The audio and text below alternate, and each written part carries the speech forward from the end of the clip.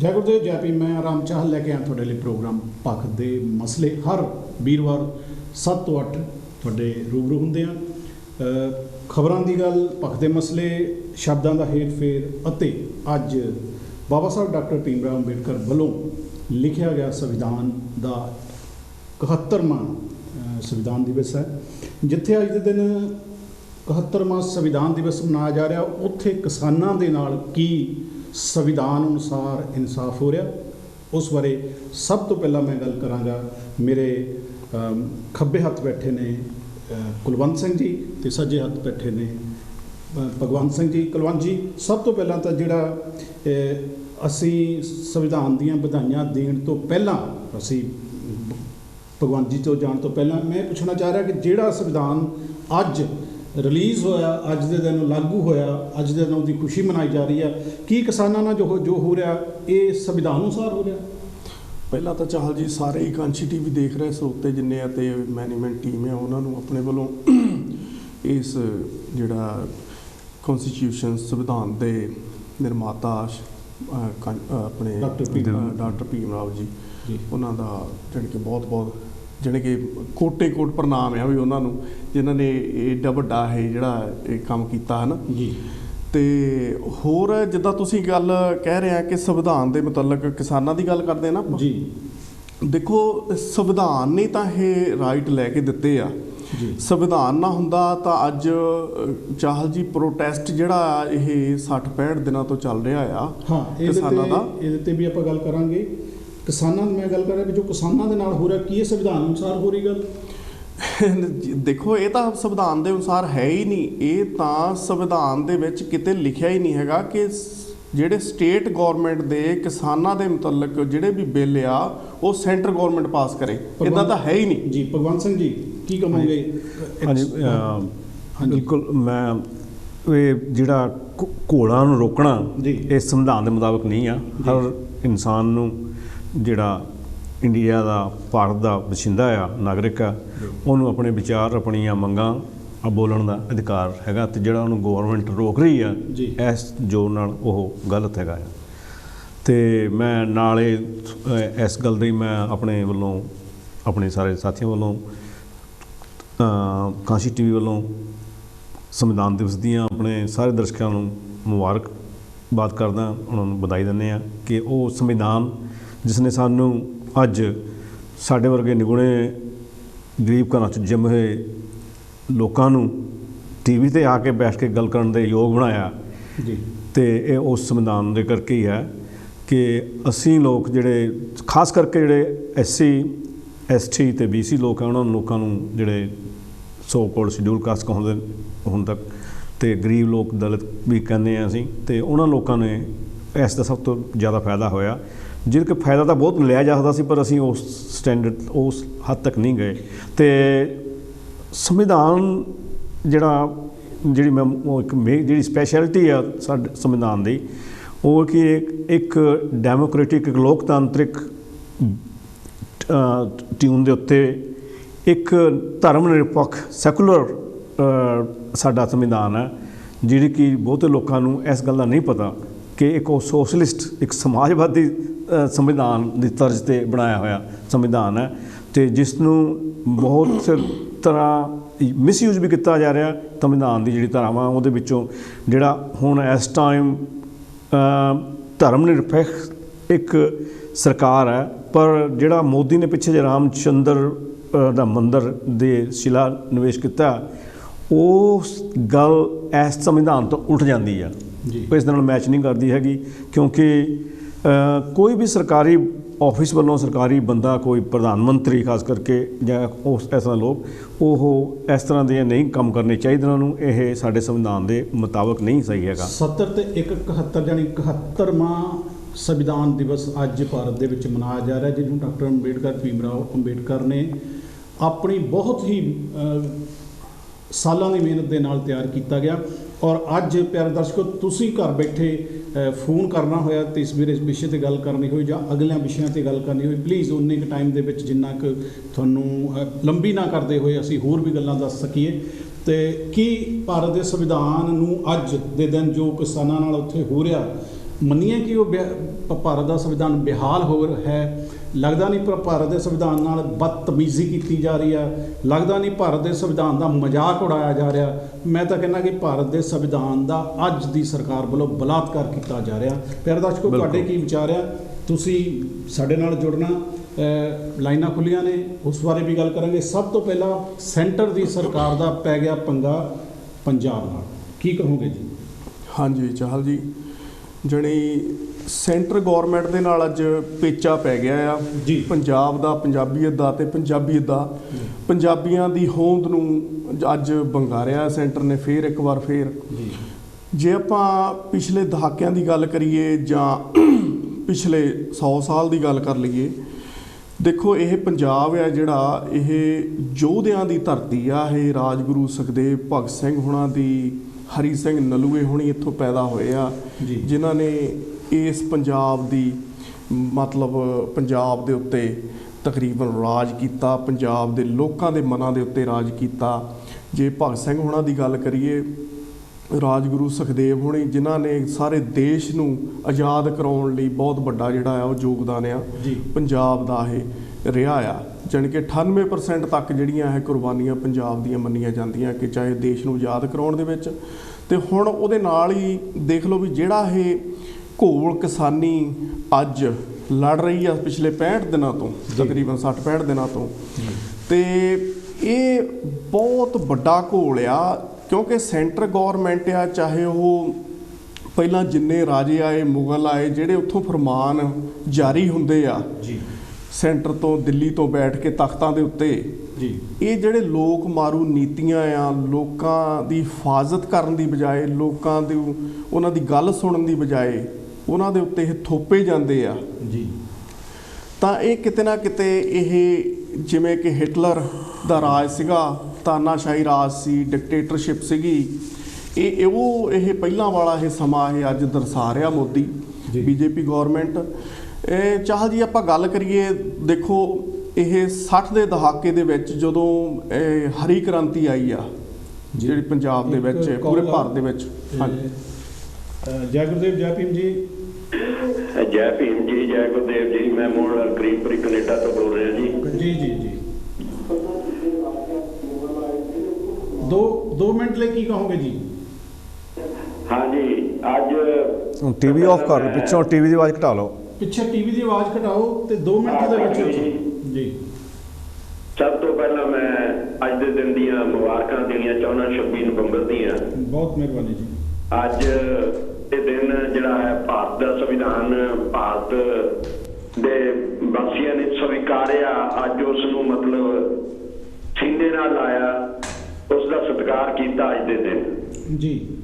ਅੱਜ ਦੇ ਦਿਨ ਬਾਬਾ ਸਾਹਿਬ ਡਾਕਟਰ ਭੀਮ ਰਾਓ ਅੰਬੇਦਕਰ ਸਾਹਿਬ ਨੇ ਸੰਵਿਧਾਨ ਸਭਾ ਦੇ ਵਿੱਚ ਅੱਜ ਦੇ ਦਿਨ ਜਿਹੜਾ ਇਤਿਹਾਸਕ ਭਾਸ਼ਣ ਦਿੱਤਾ ਸੀ, ਉਸ ਤੇ ਸਾਨੂੰ ਬਹੁਤ ਗੌਰ ਕਰਨ ਦੀ ਜ਼ਰੂਰਤ ਹੈਗੀ ਹੈ ਜੀ। ਉਹਨਾਂ ਨੇ ਕਿਹਾ ਸੀ ਕਿ ਅੱਜ ਅਸੀਂ ਰਾਜਨੀਤਿਕ ਤੌਰ ਤੇ ਆਜ਼ਾਦ ਹੋ ਗਏ ਆ, ਸਾਡੀ ਵੋਟ ਬਣ ਗਈ ਆ। ਵੋਟ ਦੀ ਇੱਕ ਕੀਮਤ, ਇੱਕ ਵੋਟ, ਚਾਹੇ ਉਹ ਰਾਜਾ ਚਾਹੇ ਉਹ ਰਾਣਾ ਆ, ਸਭ ਦੀ ਇੱਕ ਬਰਾਬਰ ਵੋਟ ਹੈ। ਅਸੀਂ ਰਾਜਨੀਤਿਕ ਤੌਰ ਤੇ ਅੱਜ ਆਜ਼ਾਦ ਹੋ ਗਏ ਆ। ਕਰੀਮਪੁਰੀ ਜੀ, ਇਹ ਠੀਕ ਹੈ, ਪਰ ਅੱਜ ਜਿਹੜਾ ਮੇਰਾ ਸਵਾਲ ਇਹ ਹੈ ਵੀ ਕੀ ਅੱਜ ਸੰਵਿਧਾਨ ਜਿਹੜਾ ਅੱਜ ਦੇ ਦਿਨ ਜੋ ਹੋ ਰਿਹਾ, ਉਸ ਸੰਵਿਧਾਨ ਅਨੁਸਾਰ ਹੋ ਰਿਹਾ? ਇਹ 1 ਮਿੰਟ ਵਿੱਚ ਆਪਣਾ ਜਵਾਬ ਦੇ ਦਿਓ ਜੀ। ਇਹੀ ਤਾਂ ਗੱਲ ਦੱਸਣੀ ਹੈ ਜੀ। ਤੇ ਬਾਬਾ ਸਾਹਿਬ ਡਾਕਟਰ ਅੰਬੇਦਕਰ ਨੇ ਇਹ ਗੱਲ ਕਹੀ ਸੀ ਕਿ ਸੰਵਿਧਾਨ ਕੋਈ ਵੀ ਮਾੜਾ ਨਹੀਂ ਹੁੰਦਾ, ਕੋਈ ਵੀ ਚੰਗਾ ਨਹੀਂ ਹੁੰਦਾ, ਸਭ ਠੀਕ ਹੁੰਦਾ। ਜੇ ਉਹਨੂੰ ਚਲਾਉਣ ਵਾਲੇ ਲੋਕ ਜਿਹੜੇ ਮਾੜੇ ਆ ਬੈਠਣ ਤਾਂ ਚੰਗਾ ਸੰਵਿਧਾਨ ਵੀ ਮਾੜਾ ਸਾਬਤ ਹੁੰਦਾ। ਬਿਲਕੁਲ ਸਹੀ ਗੱਲ। ਜੇ ਉਹਨੂੰ ਚਲਾਉਣ ਵਾਲੇ ਮਾੜੇ ਆ ਬੈਠਣ ਤਾਂ ਚੰਗੇ ਆ ਬੈਠਣ ਤਾਂ ਮਾੜਾ ਵੀ ਚੰਗਾ ਬਣ ਜਾਂਦਾ।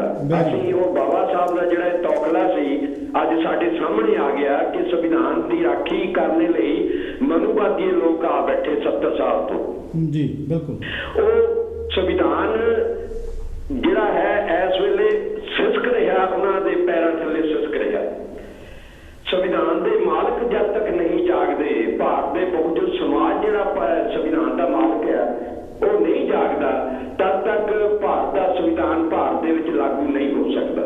ਅੱਜ ਹਰ ਇੱਕ ਵਰਗ ਜਿਹੜਾ SC ਆ, ST ਆ, OBC ਆ, ਮਿਨੋਰਟੀ ਆ, ਸਾਰੇ ਵਰਗ ਦੁਖੀ ਆ, ਕਿਸਾਨ ਵੀ ਦੁਖੀ ਹੈਗੇ ਆ।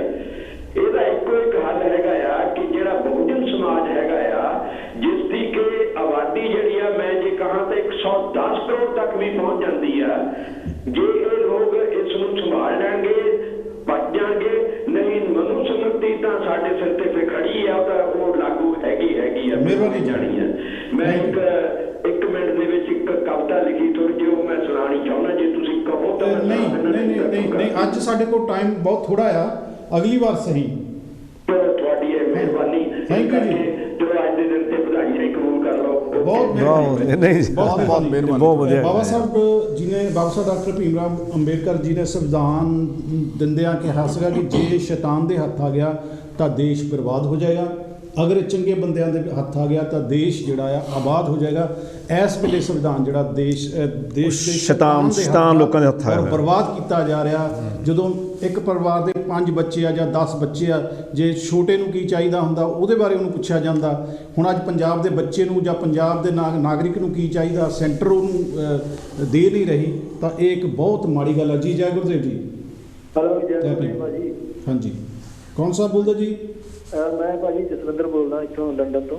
ਹਾਂਜੀ ਜਸਵਿੰਦਰ ਜੀ, 1 ਮਿੰਟ 'ਚ ਆਪਣੀ ਗੱਲ ਕਰ ਦਿਓ ਜੀ ਜਸਵਿੰਦਰ ਸਾਹਿਬ। ਹਾਂਜੀ, ਮੈਂ ਭਾਜੀ ਤੁਹਾਨੂੰ ਇਹ ਸਿਰਫ ਪੁੱਛਣਾ ਸੀਗਾ ਵੀ ਜਿੱਦਾਂ ਹੁਣ ਕਿਸਾਨਾਂ ਦਾ ਅੰਦੋਲਨ ਚੱਲਦਾ ਜ਼ਮੀਨਾਂ ਬਾਰੇ ਜੀ, ਇਹ ਹੁਣ ਜ਼ਮੀਨਾਂ ਦਾ ਕੀ ਚੱਕਰ ਹੈ? ਇਹ ਕਹਿੰਦੇ ਵੀ ਸਾਨੂੰ ਬੰਦਾ ਸਿੰਘ ਬਹਾਦਰ ਨੇ ਜ਼ਮੀਨਾਂ ਦਿੱਤੀਆਂ ਸੀ। ਬਿਲਕੁਲ ਸਹੀ। ਕੀ ਬੰਦਾ ਸਿੰਘ ਬਹਾਦਰ ਨੂੰ ਇਹ ਇਕੱਲੇ ਜੱਟ ਹੀ ਦਿਸ ਰਹੀ?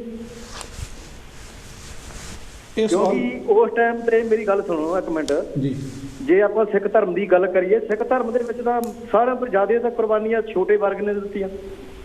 ਬਿਲਕੁਲ। ਹਰੀ ਸਿੰਘ ਨਲਵਾ, ਬਾਬਾ ਦੀਪ ਸਿੰਘ, ਬੰਦਾ ਸਿੰਘ ਬਹਾਦਰ, ਇਹ ਜਦੋਂ ਜ਼ਮੀਨਾਂ ਲੈਣ ਦੀ ਵਾਰੀ ਚ ਜ਼ਮੀਨਾਂ ਇਹਨਾਂ ਨੂੰ ਇਕੱਲਿਆਂ ਨੂੰ ਮਿਲ ਗਈਆਂ ਤੇ ਦੂਜਿਆਂ ਦੇ ਪਰਿਵਾਰ ਹੈ ਨਹੀਂ ਸੀ, ਉਹਨਾਂ ਦੇ ਬੱਚੇ ਨਾ ਸੀ, ਉਹਨਾਂ ਦੀ ਵੀ ਕੋਈ ਇਨਕਮ ਹੋਣੀ ਚਾਹੀਦੀ ਸੀ ਨਾ, ਕਿਉਂਕਿ ਉਦੋਂ ਤਾਂ ਬੇਸਿਕ ਇਨਕਮ ਦਾ ਇੱਕੋ ਹੀ ਸੀਗਾ ਨਾ, ਜ਼ਮੀਨ। ਜੀ,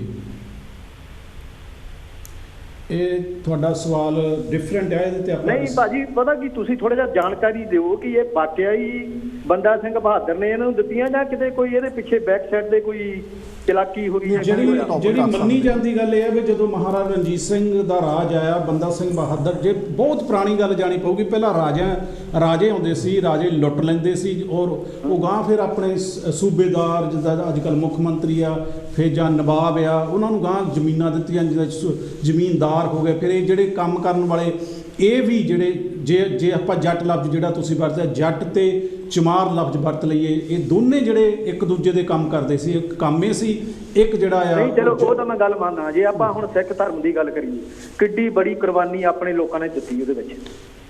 ਨਹੀਂ, ਮੈਂ ਪਹਿਲਾਂ ਗੱਲ ਸਮਝ ਲਈਏ ਨਾ ਵੀ ਜਦੋਂ ਜਿਹੜਾ ਜ਼ਮੀਨ ਵਾਹ ਰਿਹਾ ਸੀ, ਆਪਾਂ ਲਾਗੇ ਗੱਲ ਨਿਬੇੜ ਦਈਏ ਵੀ ਜਿਹੜਾ ਜ਼ਮੀਨ ਵਾਹ ਰਿਹਾ ਸੀ ਉਸ ਵੇਲੇ ਬੰਦਾ ਸਿੰਘ ਬਹਾਦਰ ਜਾਂ ਜਿਹੜਾ ਤੁਸੀਂ ਨਾਂ ਲਿਆ, ਮਾਫ ਕਰਨਾ ਮੈਂ ਭੁੱਲ ਗਿਆ, ਬੰਦਾ ਸਿੰਘ ਬਹਾਦਰ ਦਾ ਲਿਆ। ਚਲੋ, ਉਹਨਾਂ ਨੇ ਕਿਹਾ, ਮੇਰਾ ਖਿਆਲ ਬੰਦਾ ਸਿੰਘ ਬਹਾਦਰ ਨਾਲੋਂ ਜਾਂ ਕੋਈ ਨਲੂਆ ਆਲੂ ਵਾਲੀਆ ਸੀ, ਮੈਨੂੰ ਜਿੱਥੇ ਤੱਕ ਯਾਦ ਹੈ, ਸ਼ਾਇਦ ਇੱਥੇ ਅਗਲੀ, ਕਿਉਂਕਿ ਜਿੰਨਾ ਤਿਆਰ ਕੀਤਾ ਹੁੰਦਾ ਉਨੀ ਗੱਲ ਹੋਵੇ ਤਾਂ ਵਧੀਆ ਹੁੰਦੀ, ਤੇ ਤਿਆਰੀ ਨਹੀਂ ਸੀ। ਮੈਂ ਇੰਨਾ ਕਹਿ ਸਕਦਾ ਵੀ ਇਹਦੇ ਤੇ ਜਦੋਂ ਸ਼ਾਇਦ ਆਲੂਵਾਲੀਆ ਦੇ ਰਾਜ ਆ, ਉਹਨੇ ਕਿਹਾ ਵੀ ਜਿਨ੍ਹਾਂ ਕੋਲ ਜ਼ਮੀਨਾਂ ਉਹ ਹੀ ਵਾਹੁਣ। ਉਸ ਵੇਲੇ ਰਾਜ ਜਿਹੜਾ ਆ ਮਹਾਰਾਜਾ ਰਣਜੀਤ ਸਿੰਘ ਦਾ ਸੀ। ਨਹੀਂ ਦੇਖੋ, ਪੰਜਾਬ ਦੇ ਵਿੱਚ ਕਿੰਨੀਆਂ ਜਾਤਾਂ ਆ?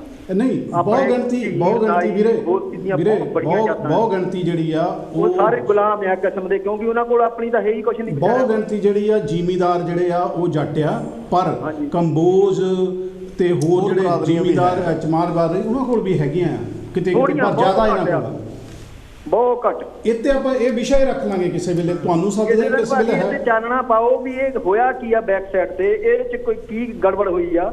ਕਿਉਂਕਿ ਮੈਨੂੰ ਤਾਂ ਲੱਗਦਾ, ਕਿਉਂਕਿ ਜਦੋਂ ਆਪਣੇ ਡਾਕਟਰ ਅੰਬੇਦਕਰ ਨੇ ਵੀ ਇਹ ਪ੍ਰਸਤਾਵ ਰੱਖਿਆ ਸੀ ਪਾਰਲੀਮੈਂਟ 'ਚ ਕਿ ਸਾਡੇ ਲੋਕਾਂ ਨੂੰ ਜ਼ਮੀਨਾਂ ਮਿਲਣੀਆਂ ਚਾਹੀਦੀਆਂ, ਉਦੋਂ ਪ੍ਰਤਾਪ ਸਿੰਘ ਕੈਰੋਂ ਨੇ ਕਿਹਾ ਸੀ ਵੀ ਜੇ ਚੂੜੇ ਚਮਾਰਾਂ ਨੂੰ ਜ਼ਮੀਨਾਂ ਦੇ ਦਿੱਤੀਆਂ ਤਾਂ ਫਿਰ ਸਾਡੇ ਖੇਤਾਂ 'ਚ ਕੰਮ ਕੌਣ ਕਰੂਗਾ। ਬਿਲਕੁਲ, ਇਹ ਗੱਲ ਕਾਂਸ਼ੀ ਰਾਮ ਜੀ ਨੇ ਵੀ ਕਹੀ ਹੈ ਕਿ ਜੋ ਜ਼ਮੀਨ ਸਰਕਾਰੀ ਹੈ ਉਹ ਜ਼ਮੀਨ ਹਮਾਰੀ ਹੈ। ਲੇਕਿਨ ਇਸ ਵੇਲੇ ਅਸੀਂ ਹਾਂ ਦਾ ਨਾਰਾ ਮਾਰਨਾ, ਅਸੀਂ ਤੁਹਾਡੇ ਵਾਲਾ ਵਿਸ਼ਾ ਜਿਹੜਾ ਕਿਸੇ ਦਿਨ ਆ ਜਾਓ, ਆਪਾਂ ਬਹਿ ਕੇ ਗੱਲ ਕਰਦੇ ਹਾਂ। ਨਹੀਂ, ਜ਼ਰੂਰ ਰੱਖੋ ਜੀ, ਕਿਉਂਕਿ ਦੇਖੋ ਇਹ ਨਹੀਂ ਹੈਗਾ ਵੀ ਜੱਟਾਂ ਨੂੰ ਕਿਉਂ ਮਿਲੀਆਂ। ਮੈਂ ਇਹ ਨਹੀਂ ਗੱਲ ਕਰ, ਮੈਂ ਤਾਂ ਕਹਿੰਦਾ ਉਹਨਾਂ ਦਾ ਵੀ ਪਰਿਵਾਰ ਹੈ, ਉਹਨਾਂ ਨੂੰ ਵੀ ਮਿਲਣੀਆਂ ਚਾਹੀਦੀਆਂ, ਪਰ ਹਰ ਇੱਕ ਇਨਸਾਨ ਨੂੰ ਇਨਕਮ ਦਾ ਸਾਧਨ ਮਿਲਣਾ ਚਾਹੀਦਾ। ਜਸਵਿੰਦਰ ਜੀ, ਆਪਾਂ ਇਹ ਤੁਸੀਂ ਕਿਸੇ ਦਿਨ ਟਾਈਮ ਕੱਢ ਲਓ, ਮੇਰਾ ਸਟੂਡੀਓ 'ਚੋਂ ਨੰਬਰ ਲੈ ਲਿਓ ਜਾਂ ਸਟੂਡੀਓ ਨੂੰ ਫੋਨ ਕਰ ਲਓ, ਇੱਕ ਦਿਨ ਤੁਸੀਂ ਸਾਨੂੰ ਦਿਓ, ਇਹਦੇ ਤੇ ਆਪਾਂ ਇਹ ਗੱਲ ਕਰ ਲਾਂਗੇ।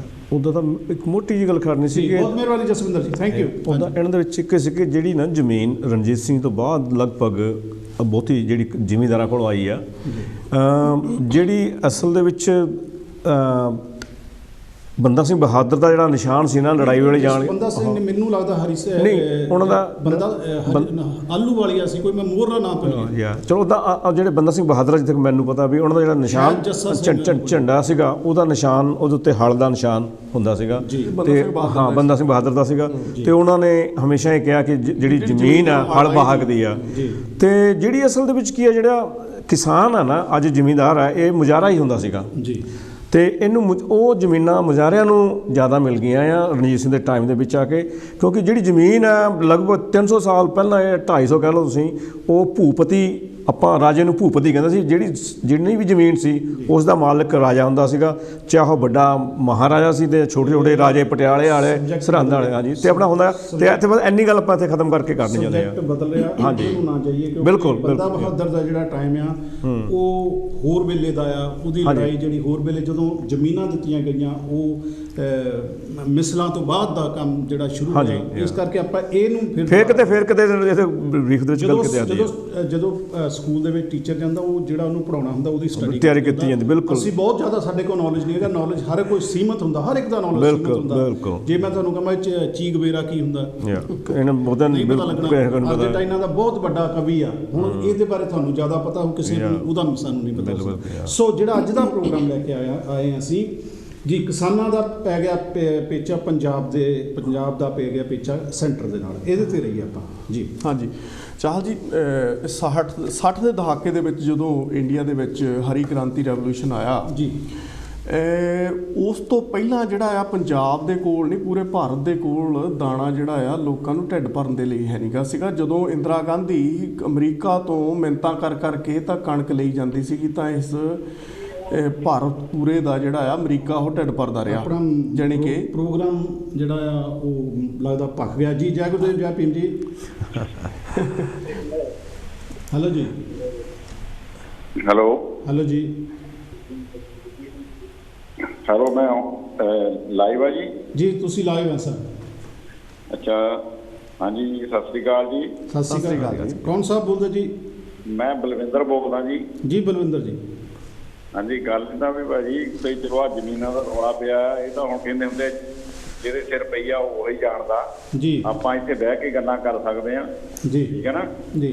ਤਾਂ ਬਾਕੀ ਜ਼ਮੀਨ ਦੀ ਗੱਲ ਇਹ ਆ ਵੀ ਉਹ ਭਾਈ ਸਾਹਿਬ ਕਹਿੰਦੇ ਸੀ ਜਸਵਿੰਦਰ ਸਿੰਘ ਵੀ ਪ੍ਰਤਾਪ ਸਿੰਘ ਕੈਰੋ ਨੇ ਕਹਿਤਾ ਵੀ ਇਹਨਾਂ ਨੂੰ ਜ਼ਮੀਨਾਂ ਨਹੀਂ ਮਿਲਣੀਆਂ ਚਾਹੀਦੀਆਂ, ਚਮਾਰਾਂ ਨੂੰ ਜਾਂ ਜੋੜਿਆਂ ਨੂੰ। ਇਹ ਗੱਲ ਗਲਤ ਹੈ, ਇਦਾਂ ਨਹੀਂ। ਇਹ ਬਲਵਿੰਦਰ ਜੀ, ਪ੍ਰਤਾਪ ਸਿੰਘ ਕੈਰੋ ਦਾ ਨਾਂ ਨਹੀਂ ਲਿਆ। ਪ੍ਰਤਾਪ ਸਿੰਘ ਕੈਰੋ ਕਹਿ ਹੀ ਨਹੀਂ ਸਕਦਾ, ਕਿਉਂਕਿ ਉਸ ਵੇਲੇ ਜਿਹੜੀ ਸਰਕਾਰ, ਉਹਨਾਂ ਨੇ ਨਾਂ ਲਿਆ ਸੀ ਕਿਸੇ ਦਾ। ਚਲੋ ਠੀਕ ਹੈ। ਹੁਣ ਇਹ ਜ਼ਮੀਨਾਂ ਜਦੋਂ ਦੇਖੋ ਸਨ 47 ਤੋਂ ਪਹਿਲਾਂ ਜਿਹੜੇ ਉੱਜੜ ਕੇ ਆਏ ਆ, 50-50 ਖੇਤ ਉੱਥੋਂ ਛੱਡ ਕੇ ਆ ਪਾਕਿਸਤਾਨ, ਉਹਨਾਂ ਨੂੰ 10-10 ਖੇਤ ਇੱਥੇ ਆਣ ਕੇ ਮਿਲੇ ਆ ਜੱਟਾਂ ਨੂੰ, ਠੀਕ ਹੈ ਨਾ ਜੀ। ਉਹਨਾਂ ਨੇ ਆਪਣਾ ਸੰਤਾਪ ਹੰਢਾਇਆ, ਉਹ ਪਾਕਿਸਤਾਨ ਦੇ ਵਿੱਚੋਂ ਆਇਆ। ਉੱਥੇ ਕਿਹੜਾ ਕੋਈ ਭੇਦਭਾਵ ਸੀਗਾ ਜਾਂ ਇੱਦਾਂ ਕਰਨੀ ਸੀ ਉਹਨਾਂ ਨੂੰ, ਸ਼ੂਦਰਾਂ ਨੂੰ ਦੇਣੀ, ਬਾਲਕੀਆਂ ਨਹੀਂ ਦੇਣੀ। ਇਹ ਤਾਂ ਇਹ ਸਾਡੇ ਕਈ ਜ਼ਿਮੀਂਦਾਰ ਆ ਜੱਟ, ਜਿਨ੍ਹਾਂ ਕੋਲ ਆ ਧਰਮੀਆਂ ਕੋ ਟਰੈਕਟਰ ਚੱਲਦੇ ਆ, ਜ਼ਿਮੀਂਦਾਰ ਆ, ਖੇਤੀਆਂ ਕਰਦੇ ਆ, ਬਾਲਮੀਕੀਆਂ ਕੋ ਹੈ। ਇਹ ਇੱਦਾਂ ਦੀਆਂ ਗੱਲਾਂ ਸੋਚਣੀ ਜਿਹੜੀ ਹੁੰਦੀ ਆ, ਇਹ ਛੋਟੀ ਹੁੰਦੀ ਆ। ਇਹ ਉਹ ਭਾਈ ਸਾਹਿਬ ਨੂੰ ਦੱਸੋ ਵੀ ਇੱਦਾਂ ਦੀ ਸੋਚ ਰੱਖ ਕੇ ਵੰਡੀਆਂ ਇੱਦਾਂ ਨਾ ਕਰੋ ਆਪਦੇ ਵਿੱਚ ਹੀ, ਤੇ ਜੱਟਾਂ ਦਾ ਭੇਦਭਾਵ। ਤੇ ਉਹ ਸਿਆਣੇ ਬੰਦੇ ਆ ਵੀ ਮਤਲਬ ਇਹ ਹੁਣ ਜ਼ਿਮੀਂਦਾਰ ਜਿਹੜੇ ਸੰਤਾਪ ਹੰਡਾਉਂਦੇ, ਜ਼ਿਮੀਂਦਾਰਾਂ ਨੇ ਮਿਹਨਤਾਂ ਕੀਤੀਆਂ, ਚਲੋ ਸਾਰੇ ਹੀ ਕਰਦੇ ਆ, ਤਾਂ ਇੱਦਾਂ ਦੀ ਗੱਲ ਨਹੀਂ ਸੀ। ਹੁਣ ਅਸੀਂ ਤੇ ਸਾਡੇ ਤਾਂ ਸਾਰੇ ਬਾਲਮੀਕੀ ਵੀ ਰਹੇ ਆ ਭਰਾ, ਕੰਮ ਕਰਦੇ ਹੁੰਦੇ ਸੀ, ਉਹਨਾਂ ਨੂੰ ਬਰਾਬਰ ਵਾਲੀਦਾ ਸੀ। ਇੱਦਾਂ ਦਾ ਕੋਈ ਜਾਤ ਪਾਤ ਦਾ ਫਰਕ ਰੱਖੀਦਾ ਨਹੀਂ ਸੀ। ਇਹ ਭਾਈ ਸਾਹਿਬ ਦੀ ਥੋੜੀ ਸੋਚ ਆਪਣੀ ਹੋਊਗੀ, ਪਰ ਜ਼ਮੀਨਾਂ ਜਿਹੜੀਆਂ ਜਾਇਦਾਦਾਂ ਆ ਉਹ ਬੜੀਆਂ ਔਖੀਆਂ ਬਣਾਈਆਂ ਆ, ਠੀਕ ਹੈ ਨਾ। ਉਹਨਾਂ ਟਾਈਮਾਂ ਦੇ ਵਿੱਚ ਜਦੋਂ ਪਰਿਵਾਰ ਆ ਨਾ ਪੰਜਾਬ ਦੇ, ਅਸੀਂ ਮੈਂ ਵੀ ਪੰਜਾਬ ਤੋਂ, ਭਾਈ ਸਾਹਿਬ ਪੰਜਾਬ ਤੋਂ, ਤੁਸੀਂ ਵੀ ਪੰਜਾਬ, ਜਦੋਂ ਪੰਜਾਬ ਦੀ ਗੱਲ ਚੱਲਦੀ ਹੈ, ਜੇ ਪੰਜਾਬ ਨਾਲ ਵਿਤਕਰਾ ਹੋ ਰਿਹਾ, ਤੇ ਅਸੀਂ ਫਿਰ ਪੰਜਾਬੀ ਸਾਰੇ ਇਕੱਠੇ ਆ। ਅਸੀਂ ਕਿਸੇ ਦੀ ਵੀ ਹੋਵੇ, ਕਿਸੇ ਮਜ਼ਹਬ ਦਾ ਹੋਵੇ, ਕਿਸੇ ਧਰਮ ਦਾ ਹੋਵੇ, ਕਿਸੇ ਦਾ ਵੀ ਹੋਵੇ। ਮੈਂ ਹੁਣ ਤੁਹਾਡੇ ਕੋਲ ਇੱਕ ਗੱਲ ਲੈ ਕੇ ਆਉਂਗਾ, ਉਸ ਤੋਂ ਬਾਅਦ ਤੁਸੀਂ ਇਹ ਸੁਣ ਲਓ ਕਿ ਹੰਸਰਾਜ ਦਾ ਇੱਕ ਸਿੱਖ ਆ, ਉਹਨੂੰ ਰਵਿਦਾਸੀਆ ਸਮਾਜ ਬਾਰੇ ਬਹੁਤ ਗੰਦੀਆਂ ਗਾਲਾਂ ਕੱਢੀਆਂ, ਉਹਦੀ ਵੀ ਗੱਲ ਕਰਾਂਗੇ। ਮੈਂ ਗੱਲ ਕਰ ਰਿਹਾ ਵੀ ਜਿਹੜਾ ਭਾਜੀ ਗੱਲ ਸੁਣੋ ਇੱਕ ਮਿੰਟ। ਇੱਕ ਸਾਰੇ ਕਹਿੰਦੇ ਕਣਕ ਦੇ ਵਿੱਚ ਸਾਰੀ ਕਣਕ ਇੱਕੋ ਜਿਹੀ ਨਹੀਂ ਹੁੰਦੀ। ਕਾਲੀ ਕਾਂਗਿਆਰੀ ਵਿੱਚ ਉੱਗੀ ਤੇ ਇੱਕ ਉੱਗੀ ਹੁੰਦੀ ਹੈ। ਸਾਰੀਆਂ ਕੌਮਾਂ ਦੇ ਵਿੱਚ ਬੰਦੇ ਮਾੜੇ ਨਹੀਂ ਹੁੰਦੇ, ਜੱਟਾਂ ਦੇ ਵਿੱਚ ਸਾਰੇ ਚੰਗੇ ਨਹੀਂ ਹੈ, ਮਾੜੇ ਨਹੀਂ ਹੈ। ਤੇ ਇੱਕ ਦਾ ਹੁੰਦਾ ਵਾਲਮੀਕੀਆਂ 'ਚ ਹੋਊਗਾ, ਰਵਿਦਾਸੀਆਂ ਦੇ ਵਿੱਚ ਹੋਊਗਾ, ਕੋਈ ਹਰ ਧਰਮ ਦੇ ਵਿੱਚ ਕੋਈ ਨਾ ਕੋਈ ਬੰਦੇ ਮਾੜੇ ਹੁੰਦੇ। ਬਿਲਕੁਲ ਜੀ, ਰਵਿਦਾਸੀਆਂ 'ਚ ਵੀ ਹਿੰਦੂ ਹੈਗੇ ਆ, ਇਦਾਂ ਨਹੀਂ ਹੈ, ਬੁੱਧਿਸਟਾਂ 'ਚ ਹਿੰਦੂ ਹੈਗੇ ਆ। ਅਸੀਂ ਤਾਂ ਜੱਟ ਤਾਂ ਸਾਰੇ ਧਰਮ, ਬਹੁਤ ਸਾਰੇ ਹਿੰਦੂਆਂ 'ਚ ਚੰਗੇ ਹਿੰਦੂ ਵੀ ਆ। ਰਾਜਾ ਮੋਹਨ ਰਾਓ ਜਿਹੜਾ ਆ ਬਹੁਤ ਅੱਛਾ ਸੀਗਾ। ਸਾਡੇ ਤਾਂ ਪਿੰਡਾਂ ਦੇ ਵਿੱਚੋਂ ਵਾਲਮੀਕੀ ਹੈ, ਜੱਟਾਂ ਨਾਲੋਂ ਵੀ ਵੱਧ ਚੜ ਕੇ ਤਾਂ ਧਰਮੀ ਵੀ ਮੋਹਰੇ ਆਏ ਹੋ ਆ, ਜਿਨ੍ਹਾਂ ਦੇ ਬਿਜ਼ਨਸ ਸ਼ੋਪਾਂ ਬੰਦ ਹੋਣੀਆਂ ਉਹ ਆਏ ਹੋ ਨਾਲ ਚੱਲ ਕੇ ਫੈਕਟਰੀਆਂ, ਠੀਕ ਹੈ ਨਾ। ਇਸ ਕਰਕੇ ਇਹ ਇਦਾਂ ਦੀਆਂ ਗੱਲਾਂ ਕਰਾਂਗੇ ਤਾਂ ਫਿਰ ਅਸੀਂ ਇਹ ਤਾਂ ਸਾਡੀ ਆ ਤਾਂ ਹੁਣ ਇਹ ਤਾਂ ਫਿਰ ਇਹਦਾ ਮਤਲਬ ਹੋਏ ਤਾਂ ਖੁਸ਼ ਹੁੰਦੇ ਆ ਵੀ ਜੱਟਾਂ ਦੀਆਂ ਜਾਇਦਾਦਾਂ ਜਾਣ ਤਾਂ ਠੀਕ ਹੈ ਨਾ, ਸਾਡੇ ਨਾਲ ਇਦਾਂ ਕਰਦੇ ਰਹੇ ਤਾਂ ਹੁਣ ਵਧੀਆ ਇਹਨਾਂ ਨੂੰ ਪਤਾ ਲੱਗੇ। ਇਦਾਂ ਦੀ ਗੱਲ ਨਹੀਂ ਹੈ। ਜੱਟਾਂ ਨੇ ਜ਼ਿਮੀਂਦਾਰਾਂ ਨੇ ਜੋ ਕੁਝ ਵੀ ਜੱਟ ਸਿਰਫ ਜੱਟ ਇੱਕ ਕਾਸਟ ਬਣਾਤੀ ਹੋਇਆ, ਚਲੋ ਜਿਹੜੇ ਜ਼ਿਮੀਂਦਾਰ ਆ ਉਹ ਜ਼ਿਮੀਂਦਾਰ ਵਾਲਮੀਕੀ ਵੀ ਆ ਧਰਮੀ ਵੀ ਆ, ਸਾਰੇ ਹੀ ਆ, ਕਈ ਬਿਲਕੁਲ ਬੜੇ ਆ। ਇਸ ਕਰਕੇ ਸਾਰਾ ਕੁਝ ਹੈਗਾ ਬਰਾਬਰ। ਐਸੀ ਗੱਲ ਇਦਾਂ ਦੀਆਂ ਗੱਲਾਂ ਨਹੀਂ ਕਰਨੀਆਂ ਚਾਹੀਦੀਆਂ, ਠੀਕ ਹੈ ਨਾ ਜੀ। ਬਿਲਕੁਲ। ਬਲਵਿੰਦਰ ਜੀ ਤੁਹਾਡੀ ਬਹੁਤ ਮਿਹਰਬਾਨੀ। ਮੈਂ ਫਿਰ ਇਹ ਦੁਹਰਾਵਾਂਗਾ ਗੱਲ ਕਿ ਇਸ ਵੇਲੇ ਪੰਜਾਬ ਦਾ ਜਿਹੜਾ ਮਸਲਾ, ਪੰਜਾਬ ਦੀ ਕਿਸਾਨੀ ਦਾ ਮਸਲਾ ਜਾਂ ਪੰਜਾਬ ਦੇ ਨਾਲ ਹੋ ਰਹੇ ਆਪਣੇ ਭਾਈਚਾਰੇ ਦੇ ਨਾਲ ਧੱਕੇ ਦੀ ਉਸ 'ਤੇ ਗੱਲ ਕਰਨੀ ਹੈਗੀ ਆ। ਜਿਹੜੀ ਜ਼ਾਤ ਪਾਤ ਦੀ ਗੱਲ ਆ, ਜ਼ਮੀਨ ਕਿੱਥੋਂ ਆਈ ਸੀ ਕਿੱਥੇ ਚਲ ਗਈ, ਜਸਵਿੰਦਰ ਜੀ ਨੂੰ ਅਸੀਂ ਬੁਲਾਵਾਂਗੇ, ਉਹਨਾਂ ਕੋਲ ਜਦੋਂ ਟਾਈਮ ਹੋਏ ਉੱਤੇ ਆਪਾਂ ਗੱਲ ਕਰਾਂਗੇ। ਬਹੁਤ ਮਿਹਰਬਾਨੀ ਜੀ। ਫੋਨ ਸਿਰਫ ਤੇ ਸਿਰਫ ਜੋ ਅੱਜ ਸੰਵਿਧਾਨ ਦਿਵਸ ਆ, ਔਰ ਸੰਵਿਧਾਨ ਦਿਵਸ ਕੀ ਇਹ ਸਹੀ ਆ ਵੀ ਇੱਕ ਵਰਗ ਨੇ ਆਪਣੇ ਹੱਕ ਦੀ ਗੱਲ ਕਰਨ ਜਾਣਾ ਆ ਔਰ ਉਹਦੀਆਂ ਸੜਕਾਂ ਰੋਕ ਦਿੱਤੀਆਂ ਜਾਣ, ਸੜਕਾਂ ਪੱਟ ਦਿੱਤੀਆਂ ਜਾਣ, ਉਹਦੇ ਮੂਹਰੇ ਬਲਡੋਜ਼ਰ ਰੱਖ ਦਿੱਤੇ ਜਾਣ, ਉਹਦੇ ਮੂਹਰੇ ਟਿੱਬੇ ਬਣਾ ਦਿੱਤੇ ਜਾਣ। ਕੀ ਇਹ ਸੰਵਿਧਾਨ ਅਨੁਸਾਰ ਸਹੀ ਆ? ਹੱਕ ਦਾ ਨਾਰਾ ਨਹੀਂ ਮਾਰਨਾ ਚਾਹੀਦਾ। ਮੰਨ ਲਓ ਕਿ ਅਸੀਂ ਉਸ ਕਮਿਊਨਿਟੀ 'ਚੋਂ ਨਹੀਂ ਗਏ, ਲੇਕਿਨ ਕੀ ਕੱਲ੍ਹ ਨੂੰ ਸਾਡੇ ਨਾਲ ਹੋਏਗਾ ਤਾਂ ਫਿਰ ਉਹ ਕੋਈ ਸਾਡੇ ਨਾਲ ਖੜੇਗਾ? ਇਹ ਬਿਲਕੁਲ ਸਰਾਸਰ ਧੱਕਾ ਆ। ਸੰਵਿਧਾਨ ਇਹਦੀ ਇਜਾਜ਼ਤ ਨਹੀਂ ਦਿੰਦਾ। ਭਾਰਤ ਦੇ ਹਰ ਇੱਕ ਨਾਗਰਿਕ ਨੂੰ ਪੂਰੇ ਰਾਈਟ ਆ, ਚਾਹੇ ਉਹ ਕਿਸੇ ਕਮਿਊਨਿਟੀ 'ਚੋਂ ਹੋਵੇ, ਉਹ ਕਿਸੇ ਜ਼ਾਤ 'ਚੋਂ ਹੋਵੇ, ਉਹ ਕਿਸੇ ਵੀ ਬੋਲੀ 'ਚੋਂ ਹੋਵੇ। ਜੀ ਆਪਾਂ ਗੱਲ ਕਰਦੇ ਸੀ। ਮੈਨੂੰ ਹੁਣ 1 ਮਿੰਟ ਪੂਰਾ ਦੇ ਹੀ ਦਿਓ ਪਲੀਜ਼, ਤਾਂ ਆਪਾਂ ਗੱਲ ਇਹ ਕਲੀਅਰ ਕਰ ਦਈਏ ਕੀ ਗੱਲ ਕੀ ਹੈ ਨਾ। ਸੋ ਮੈਂ ਇਹੀ ਗੱਲ ਕਰਨੀ ਚਾਹੁੰਦਾ ਸੀ ਵੀ 60 ਦੇ ਦਹਾਕੇ ਦੇ ਵਿੱਚ ਜਦੋਂ ਇਹ ਰੈਵੋਲੂਸ਼ਨ ਆਇਆ, ਉਦੋਂ ਬਾਅਦ ਵਿੱਚ ਕੀ ਹੋਇਆ, ਜਿੱਦਾਂ ਕਣਕ ਪਹਿਲਾਂ ਸਾਰੀ ਮੰਗਾਈ ਜਾਂਦੀ ਸੀ ਅਮਰੀਕਾ ਤੋਂ, ਫਿਰ ਇਹਨਾਂ ਨੂੰ ਕੀ ਲੱਗਿਆ ਕਿ ਸਾਡੇ ਮੁਲਕ ਦੇ ਵਿੱਚ ਹਰ ਇੱਕ ਤਰ੍ਹਾਂ ਦਾ ਵੈਦਰ ਆ, ਕਿਉਂ ਨਾ ਅਸੀਂ ਇੱਥੇ ਉਗਾਈਏ ਕਣਕ ਜਾਂ ਝੋਨਾ ਜਾਂ ਮੱਕੀ ਜਾਂ ਜੋ ਵੀ ਹੈ ਨਾ। ਹਾਂ ਅੱਛਾ, ਜਦੋਂ ਫਿਰ ਇੰਦਰਾ ਗਾਂਧੀ ਨੂੰ ਨਮੋਸ਼ੀ ਦਾ ਸਾਹਮਣਾ ਕਰਨਾ ਪਿਆ, ਜਦੋਂ ਇਹ ਮੀਟਿੰਗ ਦੇ ਵਿੱਚ ਇੱਕ ਵਾਰੀ ਗਈ ਸੀਗੀ ਤੇ ਅਮਰੀਕਾ ਦੇ ਵਿੱਚ, ਜਦੋਂ ਇਹਨੂੰ ਕਿਹਾ ਕਿ ਇਹ ਲੇਡੀ ਆਈ ਹੈ ਜੀ ਕੁਝ ਬੋਲਣਾ ਚਾਹੁੰਦੀ ਹੈ ਨਾ, ਸੋ ਇਹ ਸਾਰਿਆਂ ਨੂੰ ਪਤਾ, ਇਹ ਨਿਊਜ਼ ਦੇ ਵਿੱਚ ਵੀ ਸੀਗਾ ਉਸ ਟਾਈਮ ਦੀ। ਉਦੋਂ ਬਾਅਦ ਵਿੱਚ ਦੇਖੋ ਇਹ ਜਿਹੜਾ ਜ਼ਮੀਨ ਦਾ ਝਗੜਾ ਆ ਜਾਂ ਜ਼ਮੀਨ ਦੀ ਗੱਲ ਆ, ਉਸ ਤੋਂ ਬਾਅਦ ਕਿੱਦਾਂ ਹੋ ਕੇ ਇਹ ਕਾਰਪੋਰੇਟਾਂ ਨੇ, ਇਹ ਘਰਾਣੇ ਨੇ ਫਿਰ ਉਹਦੇ ਪਿੱਛੇ ਪੈਰ ਬਾਈ ਪੈਰ ਦੱਬਦਿਆਂ ਕਿੱਥੇ ਤੱਕ ਆਏ ਇਹ। ਜਦੋਂ ਪੈਦਾਵਾਰ ਹੋਣ ਲੱਗੀ, ਪੈਦਾਵਾਰ ਦੇਖੋ ਇਹ ਬੜੀਆਂ ਮੁਸ਼ਕਿਲ ਤੇ ਮਸ਼ੱਕਤਾਂ ਦੇ ਨਾਲ ਇਹ ਫਸਲਾਂ ਨੂੰ ਉਗਾਉਣ ਦੇ ਲਈ ਜ਼ਮੀਨਾਂ ਨੂੰ, ਬੰਜਰ ਜ਼ਮੀਨਾਂ ਨੂੰ ਪੱਟ ਕੇ ਬਲਦਾਂ ਦੇ ਨਾਲ ਲੋਕਾਂ ਨੇ ਖੇਤੀ ਕਰਕੇ ਦਿਨ ਰਾਤ ਇੱਕ ਕਰਕੇ ਇਹਨੂੰ ਆਬਾਦ ਕੀਤਾ। ਇਹ ਜਾਣੀ ਕਿ ਉੱਦਾਂ ਹੀ ਨਹੀਂ ਹੋ ਗਈ, ਇਹ ਵਣਾਂ ਦੇ ਵਿੱਚੋਂ ਕਿੱਦਾਂ ਵੱਢ ਕੇ ਬੂਝੇ ਪੱਟ ਕੇ ਬਲਦਾਂ ਨਾਲ ਫਲੇ ਗਾਹ ਕੇ, ਜਿੱਦਾਂ ਬਜ਼ੁਰਗਾਂ ਨੇ ਆਪਣੇ ਨੇ ਗਾਏ ਆ ਨਾ, ਉਹਨਾਂ ਨੂੰ ਪਤਾ ਆ। ਪਰ ਅੱਜ ਇਹ ਸਾਰਾ ਜਿਹੜਾ ਕਾਰਪੋਰੇਟ ਆ, ਕਿੱਦਾਂ ਟਿਊਬਵੈੱਲ ਲੱਗੇ, ਕਿੱਦਾਂ ਸਮਰਸੀਬਲ ਲੱਗੇ, ਫਿਰ ਵੱਡੇ ਟਰੈਕਟਰ ਆ ਗਏ ਸਾਨੂੰ ਫਿਰ ਦੂਸਰੇ ਪਾਸੇ ਦੇਖੋ ਕਾਰਪੋਰੇਟ ਨੇ ਸਾਡੇ ਤੇ ਜਾਲ ਵਿਛਾਉਣ ਲਈ ਵੱਡੇ 15 ਲੱਖ ਦੇ ਟਰੈਕਟਰ ਭੇਜ ਦਿੱਤੇ ਆ, ਸਮਰਸੀਬਲ 4 ਲੱਖ ਦੇ ਹੋਣ ਲੱਗ ਗਏ। ਫਿਰ ਉਹਦੇ ਨਾਲ ਦੇਖੋ ਬੈਂਕਾਂ ਨੇ ਲੋਨ ਦੇਣੇ ਸ਼ੁਰੂ ਕਰ ਦਿੱਤੇ ਸਾਨੂੰ 15 ਲੱਖ ਇੱਕ ਖੇਤ ਤੇ। ਜਦੋਂ ਨਾ ਹੁਣ ਚਾਹਲ ਜੀ ਸਾਰੀਆਂ ਗੱਲਾਂ ਨੂੰ ਆਪਾਂ ਮੱਦੇ 'ਚ ਰੱਖ ਕੇ ਜਦੋਂ ਗੱਲ ਕਰਦੇ ਆ, ਦੇਖਦੇ ਆ ਕਿ ਇਹਦਾ ਸਿੱਟਾ ਕੀ ਆ, ਇਹ ਕਿਉਂ ਹੋਇਆ, ਕਿੱਦਾਂ ਕਾਰਨ ਕੀ ਬਣੇ ਆ। ਜਦੋਂ ਉਹਨਾਂ ਨੇ ਦੇਖ ਲਿਆ ਵੀ ਇਹ ਸਾਰਾ ਕੁਝ ਹੁਣ ਕਰਕੇ ਦੇਖ ਲਿਆ, ਹੁਣ ਕਿਸਾਨ ਆ ਜਿਹੜਾ ਉਹ ਡੁੱਬਿਆ ਪਿਆ ਕਰਜ਼ੇ ਦੇ ਵਿੱਚ, ਹੁਣ ਇਹ ਹੱਥ ਖੜੇ ਕਰਨ ਨੂੰ ਤਿਆਰ ਆ। ਹੁਣ ਇਹ ਕਾਰਪੋਰੇਟਾਂ ਨੂੰ ਲਿਆਓ ਤਾਂ ਇਹਨਾਂ ਨੂੰ 2-5 ਹਜ਼ਾਰ ਏਕੜ ਜ਼ਮੀਨ ਆ ਜਾਂ ਕਿੱਦਾਂ ਆ ਵੀ ਪਿੰਡਾਂ ਨੂੰ ਇਕੱਠੇ ਕਰਕੇ ਤਾਂ ਇਹ ਵੇਚਣਗੇ, ਤਾਂ ਹੁਣ ਇਹ ਦੇਣਗੇ। ਹੁਣ ਦੇਖੋ ਜਿਹੜੀ ਲੜਾਈ ਆ ਨਾ ਆਰ ਪਾਰ ਦੀ ਖੜੀ ਕਿੱਥੇ ਹੋ ਗਈ ਆ, ਕਿਸਾਨਾਂ ਦੇ, ਮਜ਼ਦੂਰਾਂ ਦੇ, ਗਰੀਬਾਂ ਦੇ, ਜਿਨ੍ਹਾਂ ਦੀ ਰੋਟੀ ਜਾਂਦੀ ਰਹਿਣੀ ਆ ਹੁਣ, ਤੇ ਉਹਨਾਂ ਦੇ ਅੱਜ ਬੂਹਿਆਂ ਤੇ ਖੜੀ ਹੋ ਗਈ ਆ। ਹੁਣ ਉਹਨਾਂ ਨੂੰ ਇਹ ਲੱਗਦਾ ਵੀ ਜਾਂ ਤਾਂ ਹੁਣ ਅਸੀਂ ਇਹਨਾਂ ਨੂੰ ਅੰਦਰ ਵਾੜ ਲਈਏ ਲੁੱਟਣ ਲਈ, ਤੇ ਜਾਂ ਹੁਣ ਅਸੀਂ ਬਾਹਰ ਨਿਕਲ ਲਈਏ, ਤੇ ਹੁਣ ਉਹ ਦਿੱਲੀ ਨੂੰ ਚਾਲੇ ਉਹਨਾਂ ਨੇ ਪਾ ਲਏ। ਬਿਲਕੁਲ ਜੀ। ਜੈ ਗੁਰਦੇਵ, ਜੈ ਭੀਮ ਜੀ। ਹਾਂਜੀ, ਸਤਿਕਾਰਯੋਗ ਵੀਰ ਜੀ, ਜੈ ਗੁਰਦੇਵ। ਸਿਮਰਜੀਤ ਕੌਰ ਚਾਹਲ ਬੋਲਦੀ ਆ ਜੀ। ਸਿਮਰਜੀਤ ਚਾਹਲ। ਹਾਂਜੀ ਵੀਰ ਜੀ, ਤੁਹਾਡਾ ਪ੍ਰੋਗਰਾਮ ਬਹੁਤ ਅੱਛਾ ਆ ਜੀ, ਤੇ ਜੋ ਦੇਖੋ ਤੁਸੀਂ ਵਿਚਾਰ ਦੇ ਰਹੇ ਆ, ਬਹੁਤ ਉੱਚੇ ਤੇ ਸੁੱਚੇ ਤੁਹਾਡੇ ਵਿਚਾਰ ਆ। Thank you. ਹਾਂਜੀ, ਇਹ ਦੇਖੋ ਵੀਰ ਜੀ, ਅੱਜ ਜਿੱਦਾਂ ਕਹਿੰਦੇ ਸਾਰਿਆਂ ਨੂੰ ਦੁੱਖ ਲੱਗਦਾ ਜੋ ਕੁਝ ਕਿਸਾਨਾਂ ਨਾਲ ਹੋ ਰਿਹਾ ਆ, ਇਹ ਇਕੱਲੇ ਸਾਨੂੰ ਵੀ ਓਨਾ ਹੀ ਦੁੱਖ ਲੱਗਦਾ ਆ। ਤੇ ਇਹ ਕਿਉਂ ਹੋ ਰਿਹਾ? ਮੋਦੀ ਮੰਨੇ ਜਿਹੜੇ ਕਾਨੂੰਨ ਉਹ ਪਾਸ ਕੀਤੇ ਉਹ ਆਪਣੇ ਵਾਪਸ ਲਵੇ ਤੇ ਕਿਸਾਨਾਂ ਨੂੰ ਕੋਈ ਨਿਆਂ ਮਿਲੇ, ਤੇ ਇਹ ਸਾਰਿਆਂ ਨੂੰ ਵੀਰ ਜੀ, ਆ ਧਰਮੀਆਂ ਨੂੰ ਵੀ ਦੁੱਖ ਲੱਗਦਾ ਆ, ਸਾਰਿਆਂ ਨੂੰ ਦੁੱਖ ਲੱਗਦਾ ਹੈਗਾ ਆ ਇਸ ਗੱਲ ਦਾ। ਤੇ ਬਹੁਤ ਸਾਰਿਆਂ ਨੂੰ ਰਲ ਮਿਲ ਕੇ ਹੀ ਰਹਿਣਾ ਚਾਹੀਦਾ ਆ। ਕੋਈ ਜਾਤਾਂ ਪਾਤਾਂ ਦਾ ਕੋਈ ਫਰਕ ਨਹੀਂ, ਸਾਰੇ ਇੱਕੋ ਹੀ ਪਰਮਾਤਮਾ ਦੇ ਬਣਾਏ ਬੰਦੇ ਵੀਰ ਜੀ।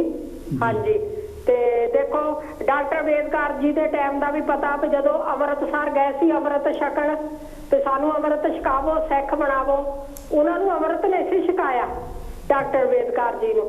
ਹਾਂਜੀ, ਤੇ ਚਲੋ ਖੈਰ ਟਾਈਮ ਦੀਆਂ ਗੱਲਾਂ ਆ। ਹੁਣ ਬਹੁਤ ਫਰਕ ਪੈ ਗਿਆ, ਹੁਣ ਕੋਈ ਨਹੀਂ ਛੂਤ ਛਾਤ ਕਰਦਾ ਹੈਗਾ, ਕਿਸੇ ਨਾਲ ਕੋਈ ਨਹੀਂ ਵਿਤਕਰਾ ਕਰਦਾ ਹੈਗਾ, ਸਾਰੇ ਇੱਕੋ ਹੀ ਆ। ਬਹੁਤ ਮਿਹਰਬਾਨੀ ਜੀ, ਤੁਹਾਡੀ ਬਹੁਤ ਮਿਹਰਬਾਨੀ, ਥੈਂਕ ਯੂ ਜੀ। ਜੀ ਹੁਣੀ ਬੜੇ ਵਿਸਤਾਰ ਦੇ ਨਾਲ ਗੱਲ ਕੀਤੀ। ਅਗਰ ਜਦੋਂ ਬਾਬਾ ਸਾਹਿਬ ਦੇ ਅੰਮ੍ਰਿਤ ਛਕਣ ਦੀ ਗੱਲ ਕਰੀਏ ਤਾਂ ਉਹ ਬਹੁਤ ਲੰਬੀ ਹੋ ਜਾਣੀ। ਗੱਲ ਇੱਥੇ ਨਿਬੇੜ ਦਈਏ ਕਿ ਜਦੋਂ ਇਸ ਵਿਸ਼ੇ 'ਤੇ ਕਿਤੇ ਗੱਲ ਹੋਈ ਸੀ ਤਾਂ ਸਿੱਖਾਂ ਨੂੰ ਕਿਹਾ ਗਿਆ ਸੀ ਕਿ ਸਭ ਤੋਂ ਪਹਿਲਾਂ ਬੱਚਿਆਂ ਨੂੰ ਐਜੂਕੇਸ਼ਨ ਦੇਵੋ, ਐਜੂਕੇਸ਼ਨ ਦੇਣੀ ਜ਼ਰੂਰੀ ਆ।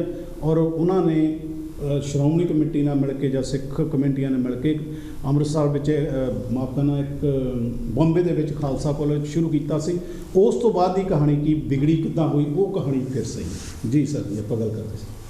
ਹਾਂਜੀ, ਮੈਂ ਉਹੀ ਗੱਲ ਕਰਕੇ ਨਿਬੇੜ ਦਿੱਤੀ ਵੀ ਜਾਣੀ ਕਿ ਜਿਹੜੇ ਦਿੱਲੀ ਨੂੰ ਚਾਲੇ ਪਾ ਲਏ ਆ ਜੀ, ਦਿੱਲੀ ਨੂੰ ਹੁਣ ਜਿੱਦਾਂ ਆਪਣੇ ਕੋਲ ਲੇਟੈਸਟ ਨਿਊਜ਼ ਆ 4 ਘੰਟੇ ਪਹਿਲਾਂ ਦੀ ਆ ਰਹੀ ਆ ਕਿਸਾਨਾਂ ਦੀ, ਵੀ ਜਿਹੜਾ 3 ਬੈਰੀਅਰ ਜਿਹੜੇ ਆ ਬਾਰਡਰ ਉਹਨਾਂ ਨੇ ਲਾਏ ਸੀ ਉਹਨਾਂ ਨੂੰ ਰੋਕਣ ਦੇ ਲਈ ਕਿਸਾਨਾਂ ਨੂੰ ਜੀ, ਤੇ ਉਹ ਉਹਨਾਂ ਨੇ ਤੋੜ ਕੇ ਜਾਂ ਉਹਨਾਂ ਨੂੰ ਭੰਨ ਕੇ ਉਹ ਲੰਘ ਚੁੱਕੇ ਆ ਤੇ ਹੁਣ ਕਰਨਾਲ ਪਾਣੀਪਤ ਦੇ ਕੋਲ ਪਹੁੰਚ ਗਿਆ। ਤੇ ਮੈਨੂੰ ਇਹ ਜਿੱਥੇ ਤੱਕ ਲੱਗਦਾ ਵੀ ਸਮਝਦਾ ਵੀ ਸਵੇਰ ਤੱਕ ਜਿਹੜੇ ਆ ਦਿੱਲੀ ਤੱਕ ਫਿਰ ਉਹ ਪਹੁੰਚ ਜਾਣਗੇ ਕਿਸਾਨ ਵੀਰ ਜਿਹੜੇ। ਤੇ ਪਾਣੀਪਤ ਦੀ 3 ਲੜਾਈਆਂ ਹੋਈਆਂ, ਪਾਣੀਪਤ ਦੀ ਚੌਥੀ ਲੜਾਈ ਵੀ ਲੱਗਦਾ ਇਹੀ ਮੰਨੀ ਜਾਏਗੀ ਜੀ। ਜੈ ਗੁਰਦੇਵ ਜੈ ਭੀਮ ਜੀ। ਉਸ ਤੋਂ ਬਾਅਦ ਅਸੀਂ ਭਗਵਾਨ ਜੀ ਨਾਲ ਗੱਲ ਕਰਦੇ ਜੀ।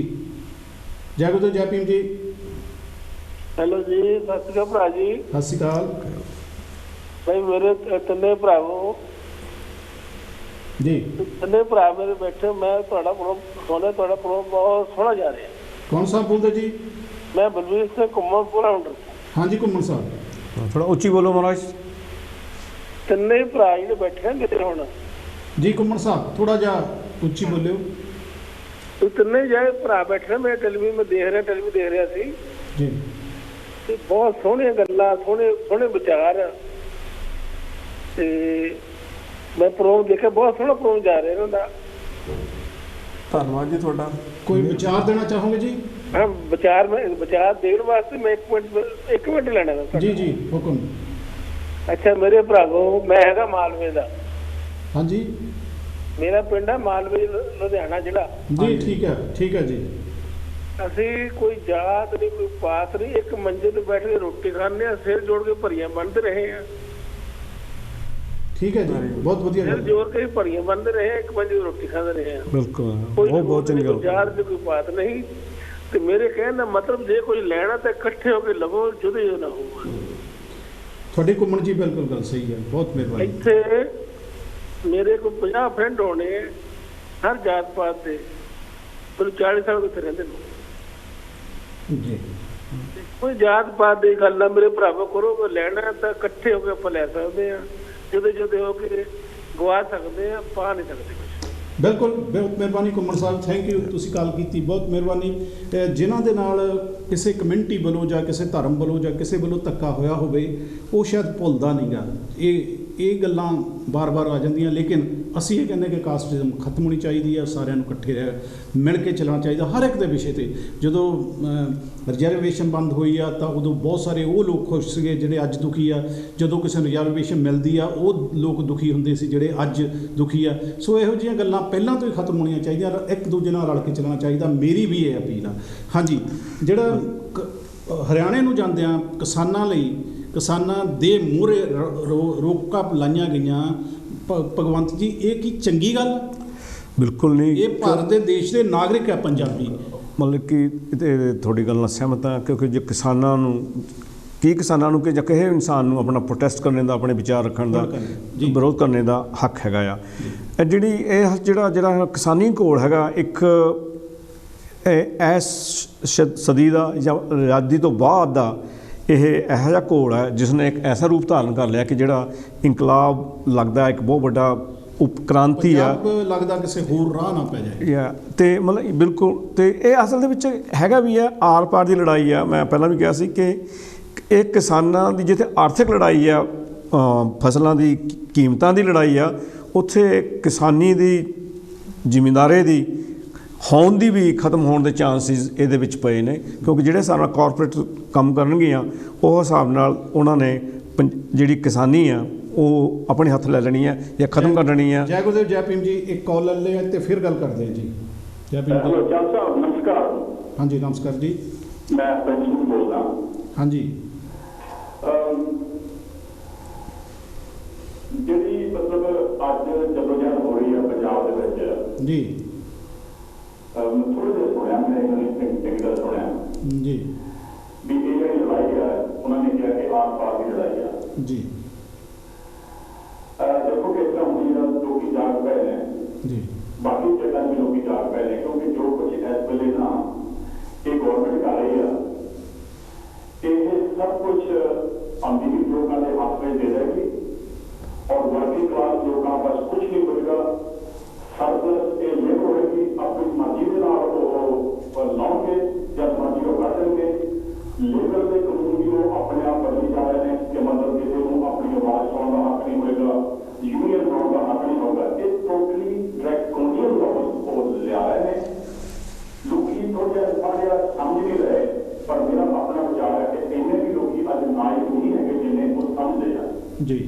ਜਿਹੜੀ ਉਹਨਾਂ ਨੇ ਪੰਜਾਬ ਦੇ ਵਿੱਚ ਕਿਸਾਨਾਂ ਦੇ ਨਾਲ ਜਾਂ ਬਾਕੀ ਮਜ਼ਦੂਰ ਜਿਹੜੇ ਕਿਸਾਨ ਦੇ ਮਜ਼ਦੂਰ ਹੈ ਉਹ ਵੀ ਉਹਦੇ ਨਾਲ ਹੀ ਅਫੈਕਟਡ ਹੈ ਕਿਉਂਕਿ ਜੇ ਕਿਸਾਨ ਰੋਟੀ ਖਾਂਦਾ ਤੇ ਉਹਦਾ ਜਿਹੜਾ ਮਜ਼ਦੂਰ ਹੈ ਉਹ ਵੀ ਰੋਟੀ ਖਾਏਗਾ। ਇਹ ਜਿਹੜੀ ਗੱਲ ਹੈ ਹਾਂ ਇਸ ਕਰਕੇ ਜਿਹੜੀ ਲੜਾਈ ਹੈ ਇਹ ਨੋਟੀ ਨੂੰ ਬਹੁਤ ਮਹਿੰਗੀ ਪਏਗੀ।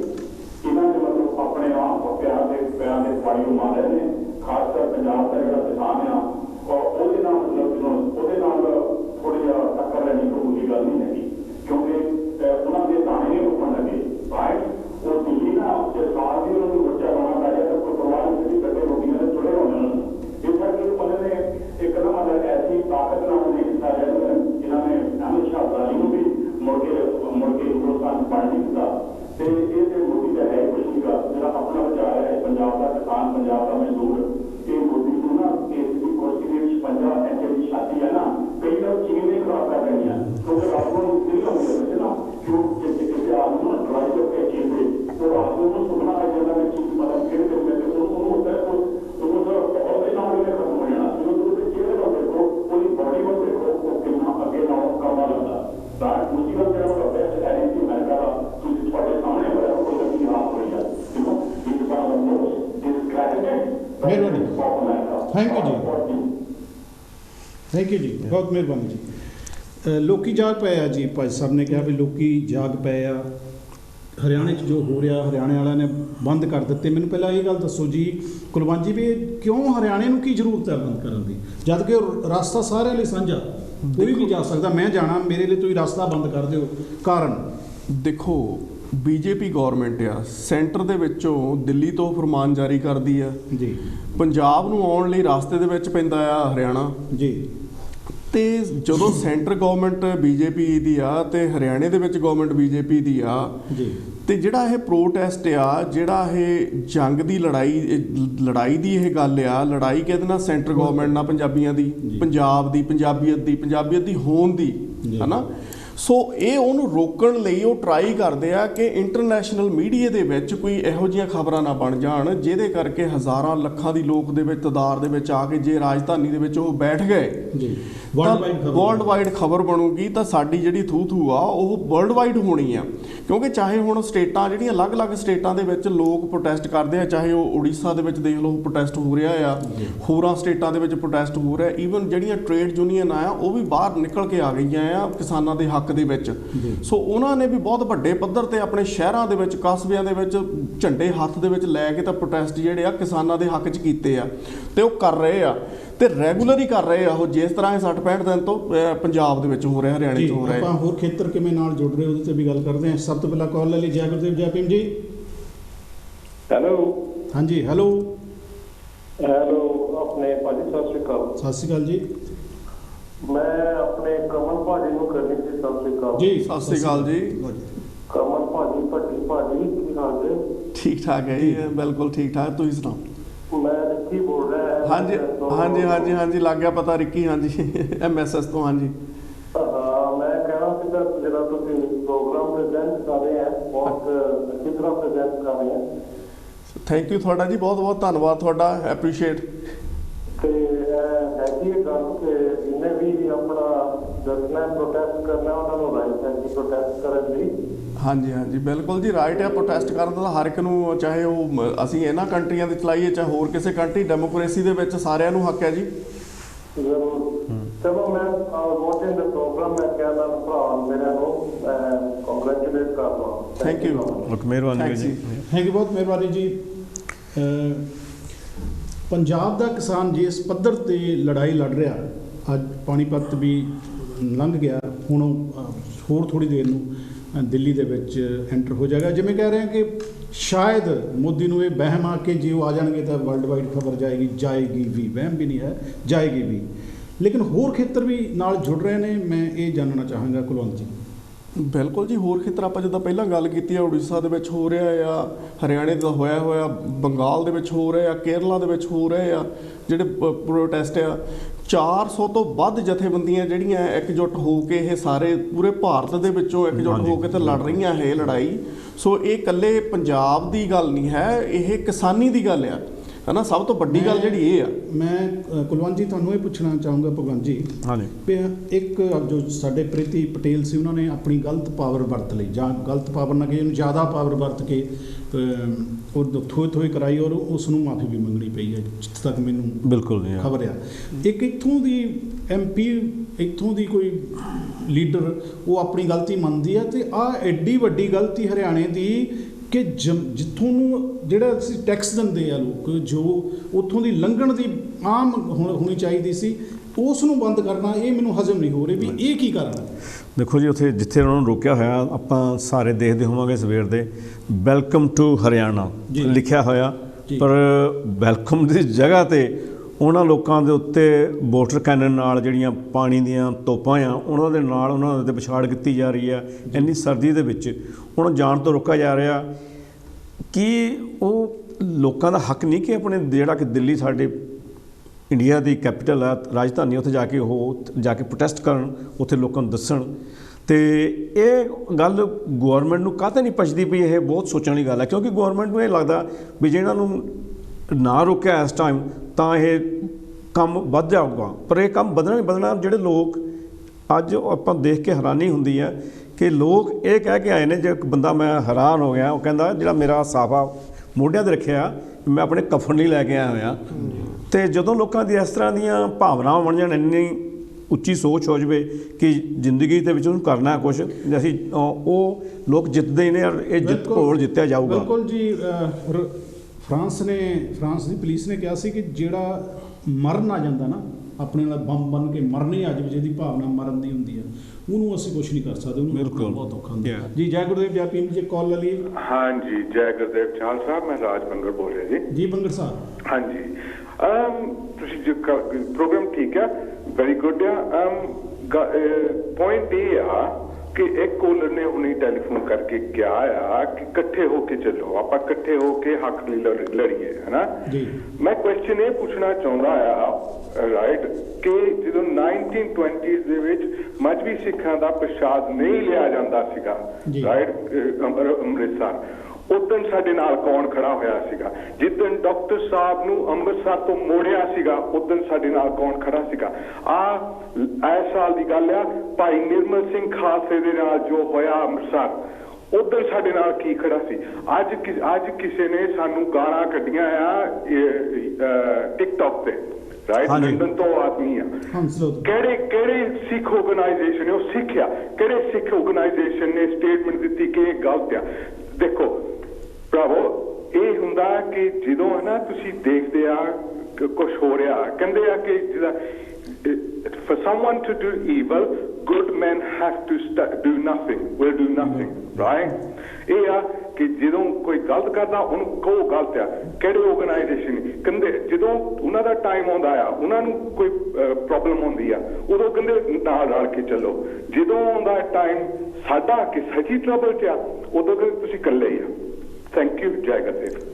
ਜੈ ਗੁਰਦੇਵ ਜੀ। ਮੈਂ ਤਾਂ ਬੰਗਰ ਸਾਹਿਬ ਪਹਿਲਾਂ ਹੀ ਕਿਹਾ ਸੀ ਕਿ ਜਦੋਂ ਬੰਦ ਹੋਏ, ਰਿਜ਼ਰਵੇਸ਼ਨ ਬੰਦ ਹੋਈ ਆ, ਉਦੋਂ ਅੱਜ ਉਹ ਲੋਕ ਦੁਖੀ ਆ, ਉਦੋਂ ਉਹ ਹੱਸਦੇ ਸੀ ਕਿ ਰਿਜ਼ਰਵੇਸ਼ਨ ਬੰਦ ਹੋਣੀ ਚਾਹੀਦੀ। ਹੋਰ ਵੀ ਮੈਂ ਪਹਿਲਾਂ ਵੀ ਪੁਆਇੰਟ ਕੀਤਾ, ਤੁਹਾਡੀ ਗੱਲ ਸਹੀ ਆ, ਲੇਕਿਨ ਇੱਕ ਵਿਅਕਤੀ ਨੇ ਗਾਲਾਂ ਕੱਢਣ ਤੇ ਅਸੀਂ ਪੂਰੇ ਸਿੱਖ ਸਮਾਜ ਨੂੰ ਨਹੀਂ ਕਹਿ ਸਕਦੇ। ਹਾਂ, ਸਿੱਖ ਸਮਾਜ ਨੂੰ ਉਹਨਾਂ ਨੂੰ ਗਲਤ ਕਹਿਣਾ ਚਾਹੀਦਾ, ਜਿਸ ਵਿਅਕਤੀ ਨੇ ਗਾਲਾਂ ਕੱਢੀਆਂ ਉਹਨੂੰ ਬੈਨ ਕਰਨਾ ਚਾਹੀਦਾ, ਜਾਂ ਹੁਣ ਅਕਾਲ ਤਖਤ ਤੇ ਉਹਨੂੰ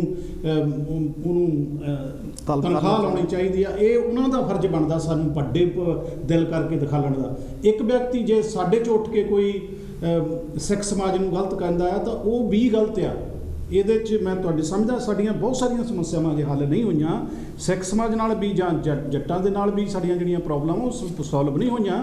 ਹੌਲੀ ਹੌਲੀ ਜਿਵੇਂ ਅੱਜ ਜਸਵਿੰਦਰ ਜੀ ਨੇ, ਬਲਵਿੰਦਰ ਜੀ ਨੇ ਕਹਿਣੀ ਸ਼ੁਰੂ ਕੀਤੀ ਆ, ਇਵੇਂ ਹੌਲੀ ਹੌਲੀ ਜਦੋਂ ਸਾਰੇ ਕਹਿਣੀ ਸ਼ੁਰੂ ਕਰ ਦੇਣਗੇ ਫਿਰ ਅਸੀਂ ਇੱਕ ਵੀ ਹੋ ਜਾਵਾਂਗੇ ਜੀ। ਹਾਂਜੀ, ਇਹ ਜਿਸ ਬੰਦੇ ਨੇ ਇਹ ਗਾਲਾਂ ਕੱਢੀਆਂ ਉਹਦੀ ਲੱਗਦੀ ਉਹਨਾਂ ਦੇ ਵਿੱਚੋਂ ਪਰਸਨਲ ਕਿਸੇ ਬੰਦੇ ਨਾਲ ਉਹਦੀ ਲੱਗਦੀ ਆ, ਅਤੇ ਉਸਨੇ ਸਾਰੇ ਜੀ ਰਵਿਦਾਸ ਕਮਿਊਨਿਟੀ ਨੂੰ, ਗੁਰੂ ਰਵਿਦਾਸ ਜੀ ਨੂੰ ਗਾਲਾਂ ਕੱਢੀਆਂ, ਜਿਹੜੀ ਕਿ ਬਹੁਤ ਹੀ ਅਪਮਾਨਿਤ ਲਫ਼ਜ਼ ਉਹਨੇ ਵਰਤੇ ਨੇ। ਵੀਡੀਓ ਦੇਖੀ ਅਸੀਂ ਵੀ, ਅਤੇ ਜਿਹੜੀ ਮੇਰੇ ਲਈ ਇੱਕ, ਮੈਂ ਨੋਨ ਰਿਲੀਜੀਅਸ ਬੰਦਾ ਆ, ਪਰ ਫਿਰ ਵੀ ਅਸੀਂ ਆਪਣੀ ਕਮਿਊਨਿਟੀ 'ਚ ਰਹਿੰਦੇ ਹਾਂ, ਵੀ ਗੁਰੂ ਰਵਿਦਾਸ ਜੀ ਦੀ ਬਾਣੀ ਮਹਾਰਾਜ ਦੇ ਵਿੱਚ ਸੁਸ਼ੋਭਿਤ ਹੈ, ਅਤੇ ਜਦੋਂ ਗੁਰੂ ਰਵਿਦਾਸ ਜੀ ਨੂੰ ਤੁਸੀਂ ਗਾਲਾਂ ਕੱਢਦੇ ਹੋ, ਤੁਸੀਂ ਉਸ ਬਾਣੀ ਨੂੰ ਗਾਲਾਂ ਕੱਢਦੇ ਹੋ। ਬਿਲਕੁਲ ਸਰ। ਅਤੇ ਸਾਡੇ ਜਿਹੜਾ ਸਿੱਖ ਜਗਤ, ਸਾਡੇ ਵੀਰ ਜਿਹੜੇ ਬੈਠੇ ਨੇ, ਉਹਨਾਂ ਨੂੰ ਕੀ ਮਹਿਸੂਸ ਨਹੀਂ ਹੁੰਦਾ ਕਿ ਇਹ ਸਾਡੇ ਮਹਾਰਾਜ ਦੀ ਨੂੰ ਅਪਮਾਨਿਤ ਕੀਤਾ ਜਾ ਰਿਹਾ? ਉਹਨਾਂ ਨੂੰ ਇਹ ਗੱਲ ਨੂੰ ਸੀਰੀਅਸਲੀ ਲੈਣਾ ਚਾਹੀਦਾ ਸੀਗਾ ਕਿ ਇਹ ਬੰਦੇ ਜਿਹੜੇ ਇਸ ਤਰ੍ਹਾਂ ਦੇ ਬੰਦੇ ਨੇ, ਕਮਿਊਨਿਟੀਆਂ 'ਚ ਹੁੰਦੇ ਨੇ ਲੋਕ, ਪਰ ਇਹਨਾਂ ਨੂੰ ਰੋਕਿਆ ਜਾਣਾ ਚਾਹੀਦਾ, ਜ਼ਰੂਰ ਰੋਕਣ, ਕਿਉਂਕਿ ਇਹ ਜਿਹੜਾ ਕਿਸੇ ਬੰਦੇ ਦੀ, ਕਿਉਂਕਿ ਆਪਾਂ ਅੱਜ ਸੰਵਿਧਾਨ ਦੀ ਗੱਲ ਕਰਦੇ ਹਾਂ, ਜਿੱਥੇ ਸਾਡਾ ਸੰਵਿਧਾਨ ਇੱਕ ਧਰਮ ਨਿਰਪੇਖ ਹੈ, ਦੂਜੇ ਪਾਸੇ ਉਸ ਦੇ ਵਿੱਚ ਇਹ ਵੀ ਲੋਕਾਂ ਨੂੰ ਹੱਕ ਹੈ ਕਿ ਉਹ ਆਪਣੀ ਪੂਜਾ ਪਾਠ ਆਪਣੀ ਇੱਜ਼ਤ ਮਾਣ ਨਾਲ ਕਰ ਸਕਦੇ ਆ। ਅਤੇ ਜਿਹੜੇ ਰਵਿਦਾਸ ਕਮਿਊਨਿਟੀ ਨਾਲ, ਗੁਰੂ ਰਵਿਦਾਸ ਜੀ ਨੂੰ ਮੰਨਣ ਵਾਲੇ, ਗੁਰੂ ਰਵਿਦਾਸ ਜੀ, ਇਹ ਵੀ ਅਫਸੋਸ ਦੀ ਗੱਲ ਹੈ ਕਿ ਅਸੀਂ ਇੱਕ ਰਵਿਦਾਸ ਜਾਂ ਕਮਿਊਨਿਟੀ ਰਵਿਦਾਸ ਜੀ ਨੂੰ ਅਲੱਗ ਕਰ ਦਿੱਤਾ, ਜਦੋਂ ਕਿ ਉਸ ਗੁਰੂ ਨਾਨਕ ਦੇਵ ਜੀ ਨੇ ਉਹਨਾਂ ਨੂੰ ਉਸ ਦੇ ਵਿੱਚ ਬਿਠਾਇਆ ਸੀ, ਐਸੇ ਕਰਕੇ ਉਹਨਾਂ ਨੂੰ ਥਾਂ ਦਿੱਤੀ ਸੀ ਕਿ ਸਾਰੇ ਲੋਕ ਇਹ ਗੱਲ ਨੂੰ ਸਮਝਣ, ਪਰ ਅਸੀਂ ਉਹ ਗੱਲ ਨੂੰ ਸਮਝ ਨਹੀਂ ਰਹੇ। ਭਗਵੰਤ ਜੀ, ਸਮਾਂ ਉਦੋਂ ਹੋਰ ਸੀ, ਹੁਣ ਨੌਜਵਾਨ ਪੜ੍ਹ ਰਿਹਾ ਆ, ਉਹਨੂੰ ਪੜ੍ਹਨ ਦਾ ਰਾਈਟ ਨਹੀਂ ਸੀ, ਪੜ੍ਹ ਕੇ ਅੱਗੇ ਆ ਰਿਹਾ, ਉਹ ਜੌਬਾਂ 'ਤੇ ਜਾ ਰਿਹਾ, ਉਹ ਹੁਣ ਕਮਿਊਨਿਟੀ 'ਚ ਵਿਚਰ ਰਿਹਾ। ਪਹਿਲਾਂ ਉਹਦੀ ਹਾਲਤ ਹੋਰ ਸੀ, ਅੱਜ ਸਾਰਿਆਂ ਦੇ ਵਿਚਾਰ ਬਦਲ ਰਹੇ ਨੇ। ਬਲਵਿੰਦਰ ਜੀ ਨੇ ਜਿੱਦਾਂ ਕਿਹਾ, ਹੌਲੀ ਹੌਲੀ ਸਾਰਿਆਂ ਦੇ ਵਿਚਾਰ ਬਦਲ ਗਏ ਜੀ। ਇੱਕ ਕਾਲਰ ਨੇ ਉਹ ਤੋਂ ਬਾਅਦ ਗੱਲ ਕਰਦੇ ਜੀ। ਜੈ ਗੁਰਦੇਵ, ਜੈ ਭੀਮ ਜੀ। ਹੈਲੋ ਚਾਲ ਸਾਹਿਬ, ਮੈਂ ਇਸ ਤੋਂ ਅੱਗੇ ਕਾਲ ਕਰ ਰਿਹਾ ਸੀ ਨਾ, ਜਿਸ ਕਮਰੇ 'ਚ ਮੈਂ ਬੈਠਾ ਸੀਗਾ ਜੀ, ਤੇ ਉਸ ਕਮਰੇ ਦੀ ਐਕੋ ਆਉਂਦੀ ਹੈਗੀ ਆ ਜੀ, ਤੇ ਉਹ ਮੈਨੂੰ ਮੁੰਡਾ ਦੱਸਦਾ ਸੀ ਕਿ ਮੇਰੀ ਆਵਾਜ਼ ਸਹੀ ਨਹੀਂ ਸੀ ਆ ਰਹੀ ਜੀ। ਫਿਰ ਜਿਹੜੀ ਮੈਂ ਗੱਲ ਕਰਨੀ ਸੀ ਉਹ ਮਤਲਬ ਜਿਹਨੂੰ ਮੈਂ ਕਹਿਤੀ ਹੈਗੀ, ਪਰ ਉਹ ਜਿਹੜੀ ਮੈਂ ਗੱਲ ਅਸਲ 'ਚ ਗੱਲ ਕਹਿਣਾ ਚਾਹੁੰਦਾ ਸੀ, ਪਰ ਸੰਵਿਧਾਨ ਦੀ ਇਹ ਗੱਲ ਹੈ। ਤੇ ਦੇਖੋ, ਇਹ ਸੰਵਿਧਾਨ ਨੂੰ ਜਿਹੜੇ ਫੰਡਾਮੈਂਟਲ ਰਾਈਟਸ ਆ, ਉਹਨਾਂ ਨੂੰ ਵੀ ਇਹ ਤੋੜਨਾ ਚਾਹੁੰਦੇ ਆ। ਜਿੱਦਾਂ ਭਾਈ ਸਾਹਿਬ ਕਹਿ ਕੇ ਗਏ ਆ ਕਿ ਤੁਹਾਡਾ ਕਿਸੇ ਧਰਮ ਨੂੰ ਮੰਨਣਾ, ਕਿਸੇ ਨੂੰ ਮੰਨਣਾ, ਉਹ ਤੁਹਾਡਾ ਫੰਡਾਮੈਂਟਲ ਰਾਈਟ ਹੈ। ਜਿਸ ਨਾਲ ਸ਼ਾਦੀ ਕਰਾਉਣੀ ਆ, ਉਹ ਤੁਹਾਡਾ ਫੰਡਾਮੈਂਟਲ ਰਾਈਟ ਆ। ਜੋ ਖਾਣਾ ਪਹਿਨਣਾ, ਉਹ ਤੁਹਾਡਾ ਫੰਡਾਮੈਂਟਲ। ਤਿੰਨ ਫੰਡਾਮੈਂਟਲ ਰਾਈਟ ਕਨਸਟੀਟਿਊਸ਼ਨ ਦੇ ਵਿੱਚ ਸ਼ਰਾਈਨ ਕੀਤੇ ਗਏ, ਜਿਹੜੇ ਉਹਨਾਂ ਨੂੰ ਤੋੜਨਾ ਚਾਹੁੰਦੇ ਆ। ਮੁੜ ਕੇ ਫਿਰ ਉਹੀ ਸਿਸਟਮ ਲਿਆਉਣਾ ਚਾਹੁੰਦੇ ਆ, ਡਿਕਲੋਰੀਅਨ ਲਾ, ਪਰ ਇਹ ਲਾਗੂ ਨਹੀਂ ਹੋਣਗੇ। ਜਿੱਦਾਂ ਤੁਸੀਂ ਕਿਹਾ ਨਾ, ਜਨਤਾ ਜਾਗੇ ਹੋਈ ਹੈਗੀ ਆ। ਦੂਸਰੀ ਗੱਲ, ਭਾਈ ਸਾਹਿਬ ਨੇ ਗੱਲ ਕਰ ਰਹੇ ਸੀਗੇ, ਤੇ ਦੇਖੋ ਇਹਨਾਂ ਜਿਹੜੇ ਲੋਕੀ ਨਾ ਉਹ ਗੁਰਬਾਣੀ ਨੂੰ ਨਹੀਂ ਸਮਝਦੇ, ਜਿਹੜੇ ਗੁਰੂ ਰਵਿਦਾਸ ਜੀ ਦੀ ਇੱਜ਼ਤ ਨਹੀਂ ਕਰਦੇ ਜਾਂ ਕੋਈ ਭੱਦਾ ਸ਼ਬਦ ਬੋਲਦੇ ਆ, ਉਹਨਾਂ ਨੂੰ ਪਤਾ ਹੋਣਾ ਚਾਹੀਦਾ ਕਿ ਗੁਰੂ ਗੋਬਿੰਦ ਸਿੰਘ ਨੇ, ਗੁਰੂਆਂ ਨੇ, ਉਹਨਾਂ ਦੀ ਬਾਣੀ ਗੁਰਬਾਣੀ ਦੇ ਵਿੱਚ ਦਰਜ ਹੈ। ਔਰ ਗੁਰੂ ਨੇ ਇਹ ਕਿਹਾ ਸੀ, ਜਿਹਨੂੰ ਵੀ ਗੁਰਬਾਣੀ ਇਹ ਤੁਹਾਡਾ ਗੁਰੂ ਆ, ਗੁਰੂ ਗੋਬਿੰਦ ਸਿੰਘ ਨੇ ਕਿਹਾ ਸੀਗਾ, ਗੁਰੂ ਮਾਨਿਓ ਗ੍ਰੰਥ, ਇਹ ਉਹਨਾਂ ਨੇ ਗੁਰੂ ਗੋਬਿੰਦ ਸਿੰਘ ਨੇ ਕਿਹਾ ਸੀਗਾ। ਪਰ ਜਿਹੜੀ ਇਹ ਲੋਕਾਂ ਨੂੰ ਕਿਸੇ ਨੂੰ ਸਮਝ ਨਹੀਂ ਆਉਂਦੀ, ਪਰ ਉਹਦੀ ਪ੍ਰੋਬਲਮ ਇਹ ਆ ਕਿ ਉਹ ਇੱਕ ਅਗਿਆਨਤਾ ਹੈਗੀ ਆ। ਦੂਸਰੇ ਚਾਲ ਤਾਂ ਮੈਂ ਇੱਕ ਹੋਰ ਗੱਲ ਕਹਿਣਾ ਚਾਹੁੰਦਾ, ਤੁਸੀਂ ਨਾ ਮਜ਼ਦੂਰਾਂ ਦੀ ਪੰਜਾਬ ਦੇ ਦੇਖੋ ਦੀ ਗੱਲ ਕੀਤੀ ਆ, ਜਿਹੜੀ ਪੰਜਾਬ ਦੇ ਜਿਹੜਾ ਖੇਤ ਮਜ਼ਦੂਰ ਆ, ਮੈਂ ਉਹਦੀ ਗੱਲ ਕਰਨਾ ਚਾਹੁੰਦਾ, ਜਾਂ ਬਾਕੀ ਜਿਹੜਾ ਦਲਿਤ ਭਾਈਚਾਰਾ ਉਹਦੀ ਗੱਲ ਕਰਨਾ ਚਾਹੁੰਦਾ। ਬੇਇਨਸਾਫੀ ਕਿੰਨੀ ਆ। ਪੰਜਾਬੀ ਕਹਿੰਦੇ ਆ, ਪੰਜਾਬੀ ਦਾ ਇੱਕ ਕਹਾਵਤ ਹੈ, ਕੱਟੇ ਨੂੰ ਕੋਈ ਮੰਨਦਾ ਉਹਦੇ ਨਾਲ, ਠੀਕ ਹੈ ਕਿ ਨਹੀਂ? ਤੁਸੀਂ ਦੇਖੋ ਕਿ ਬਿਜਲੀ ਦਾ ਬਿੱਲ ਆ, ਬਿਜਲੀ ਦਾ ਬਿੱਲ ਜਿਹਦੇ 20 ਖੱਤੇ ਆ, 10 ਖੱਤੇ ਆ, ਉਹਨੂੰ ਫ੍ਰੀ ਆ। ਔਰ ਜਿਹੜਾ ਉਹਦਾ ਗੋਹਾ ਚੱਕਦਾ, ਉਹਦੇ ਮਕਾਨ ਪਾ ਕੇ ਦਿੱਤਾ ਜਾਂ ਆਪਣੇ ਘਰ 'ਚ ਆਇਆ, ਉਹਦਾ ਗੋਹਾ ਚੱਕਦਾ, ਉਹਦੇ ਇੱਕ ਬਲਬ ਲੱਗਾ ਆ, ਉਹਨੂੰ ਬਿਜਲੀ ਦਾ ਬਿੱਲ ਪੇ ਕਰਨਾ ਪੈਂਦਾ। ਤੁਹਾਨੂੰ ਇਹ ਡਿਸਪੈਰਿਟੀ, ਤੁਹਾਨੂੰ ਇਹ ਅਨਪ੍ਰਾਪਤਾ ਤੁਹਾਨੂੰ ਦੁਨੀਆ ਦੇ ਕਿਸੇ ਹੋਰ ਹਿੱਸੇ ਦਿਸਦੀ ਆ? ਕੋਈ ਆਵਾਜ਼ ਕਦੇ ਉਠਾਉਂਦਾ ਵੀ ਇਹ ਜਿਹੜੀ ਗੱਲ ਇਹ ਗਲਤ ਚੀਜ਼ ਹੈ? ਜਦ ਜਿਹੜਾ ਮਜ਼ਦੂਰ ਆ ਉਹ ਕੰਮ ਕਰਦਾ, ਉਹਨੂੰ ਵਿਚਾਰੇ ਨੂੰ ਕੋਈ ਮਿਲਦਾ ਨਹੀਂ ਹੈਗਾ। ਜਿਹੜੇ ਖੱਤਿਆਂ 'ਚ ਕੰਮ ਕੰਮ ਕਰਦਾ ਉਹਦਾ ਉਹਨਾਂ ਨੂੰ ਕੋਈ 4-20 ਡਰਾਈਵ ਦੀਆਂ ਗੱਡੀਆਂ, ਉਹਨਾਂ ਦੇ ਫਸਟ ਕਲਾਸ ਕਾਰਾਂ 'ਚ ਰਹਿੰਦੇ ਆ, ਵੱਡੇ ਘਰਾਂ 'ਚ ਰਹਿੰਦੇ ਆ, ਲੇਕਿਨ ਜਿਹੜਾ ਮਜ਼ਦੂਰ ਕੰਮ ਕਰਦਾ, ਜਿਹੜਾ ਪੈਦਾ ਕਰਦਾ, ਜਦੋਂ ਉਹ ਵਿਚਾਰੇ ਦਾ ਰੋਟੀ ਵੀ ਨਹੀਂ ਸ਼ਾਮਲ ਇਹ ਇਹੋ ਜਿਹੀ ਅਨਬਰਾਬਰਤਾ ਜਿੰਨਾ ਕਿ ਇਹ ਸਮਾਜ ਵਿੱਚ ਆ, ਉਹ ਕਿਸ ਤਰ੍ਹਾਂ ਸਮਾਜ ਉੱਠ ਸਕਦਾ। ਉਹਨਾਂ ਲੋਕਾਂ ਨੂੰ ਦਿਸਦੇ ਨਹੀਂ ਹੈ ਕਿ ਇਹ ਅਨਬਰਾਬਰਤਾ ਨਹੀਂ ਦਿਸਦੀ ਹੈਗੀ। ਕਿੰਨੇ ਮਿਲੀਅਨ ਪਾਉਂਡ, ਕਰੋੜਾਂ ਰੁਪਇਆ ਜਿਹੜਾ ਹੈਗਾ ਉਹ ਇਹਨਾਂ ਨੂੰ ਦਿੱਤਾ ਜਾਂਦਾ। ਆ ਸਟੂਡੈਂਟਸ ਜਿਹੜੇ ਸੀ ਉਹਨਾਂ ਦਾ ਮੈਂ ਸੁਣਿਆ ਕਿ 60 ਕਰੋੜ ਰੁਪਈਆ ਉਹ ਆਪ ਹੀ ਖਾ ਗਿਆ ਜਾਂ ਜਿਹੜਾ ਕਿਸਾਨਾਂ ਦਾ ਕਰਜ਼ਾ ਲਾਤਾ, ਪਰ ਗਰੀਬ ਨੂੰ ਮਿਲਿਆ ਪਿੱਛੋਂ। ਕੋਈ ਸੋਚਦਾ ਉਹਦੇ ਬਾਰੇ? ਜਦੋਂ ਕਿੰਨਾ ਅਸੀਂ ਕਹਿੰਦੇ ਕਿ ਸਾਂਝੀ ਬਾਤ ਦਾ ਕੋਈ ਫਰਕ ਪਿਆ, ਇਹਨਾਂ ਦੀ ਜ਼ਮੀਰ ਉਸ ਟਾਪ ਤੇ ਕਿਉਂ ਨਹੀਂ ਸੋਚਦੀ? ਇਹ ਪੋਲੀਟੀਸ਼ੀਅਨ ਕਿਉਂ ਨਹੀਂ ਸੋਚਦੇ ਕਿ ਇੱਕ ਗਰੀਬ ਨੂੰ ਅਸੀਂ ਕੁਛ ਨਹੀਂ ਦਿੰਦੇ, ਉਹਦੇ ਬਲਬ ਲੱਗਾ ਹੈ, ਉਹਨੂੰ ਬਿੱਲ ਪੇ ਕਰ ਰਿਹਾ, ਔਰ ਜਿਹਦੇ ਖੱਤਿਆਂ ਸਭ ਕੁਝ ਚੱਲ ਰਿਹਾ, 24 ਆਵਰ ਚੱਲ ਰਿਹਾ, ਉਹ ਇੱਕ ਪੈਸੇ ਨਹੀਂ ਪੇ ਕਰ ਰਿਹਾ। ਇਹ ਬੇਇਨਸਾਫੀ ਤੁਸੀਂ ਕਿੱਥੋਂ ਲੱਭੋਗੇ? ਬਹੁਤ ਮਿਹਰਬਾਨੀ ਜੀ, ਥੈਂਕ ਯੂ।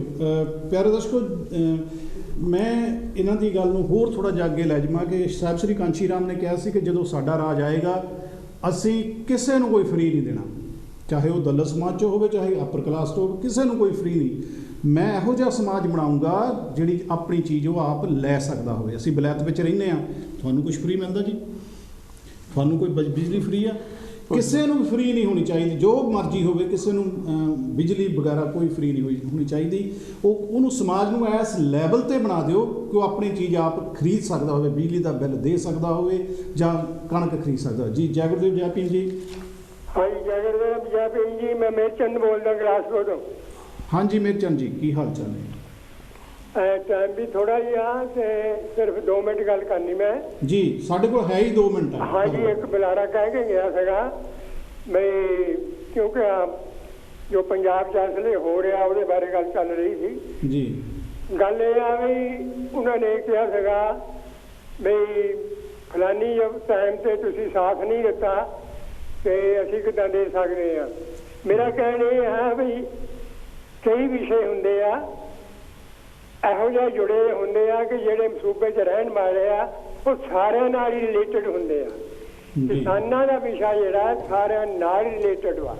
ਠੀਕ ਹੈ। ਕਈ ਵਿਸ਼ੇ ਹੁੰਦੇ ਕਿ ਕਮਿਊਨਿਟੀ ਦੇ ਨਾਲ ਹੀ ਹੁੰਦੇ ਆ। ਥੈਂਕ ਯੂ ਜੀ। ਤੁਸੀਂ ਇਹ ਕਹਿ ਸਕਦੇ ਮੈਂ ਅਸੀਂ ਨਹੀਂ ਆਉਣਾ, ਪਰ ਇਹ ਗੱਲ ਕਰਨੀ ਸ਼ੋਭਾ ਨਹੀਂ ਦਿੰਦੀ। ਆਪਾਂ ਨੂੰ ਸਾਰਿਆਂ ਨੂੰ ਸਾਥ ਦੇਣਾ ਚਾਹੀਦਾ, ਸਾਰਿਆਂ ਨੂੰ ਹਮਦਰਦੀ ਹੋਣੀ ਚਾਹੀਦੀ ਆ।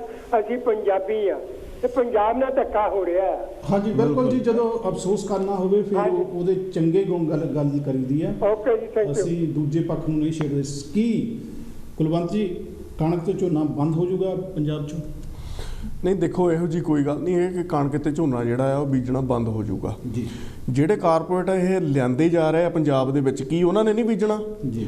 ਚਾਹਲ ਜੀ 194 ਮਿਲੀਅਨ ਲੋਕ ਅੱਜ ਵੀ ਐਵਰੀ ਡੇ ਭੁੱਖੇ ਸੌਂਦੇ ਆ ਭਾਰਤ ਦੇ ਵਿੱਚ ਜੀ, ਤੇ ਫੂਡ ਤਾਂ ਉਹਨਾਂ ਕੋਲ ਪਹਿਲਾਂ ਹੀ ਨਹੀਂ ਹੈਗਾ ਜੀ।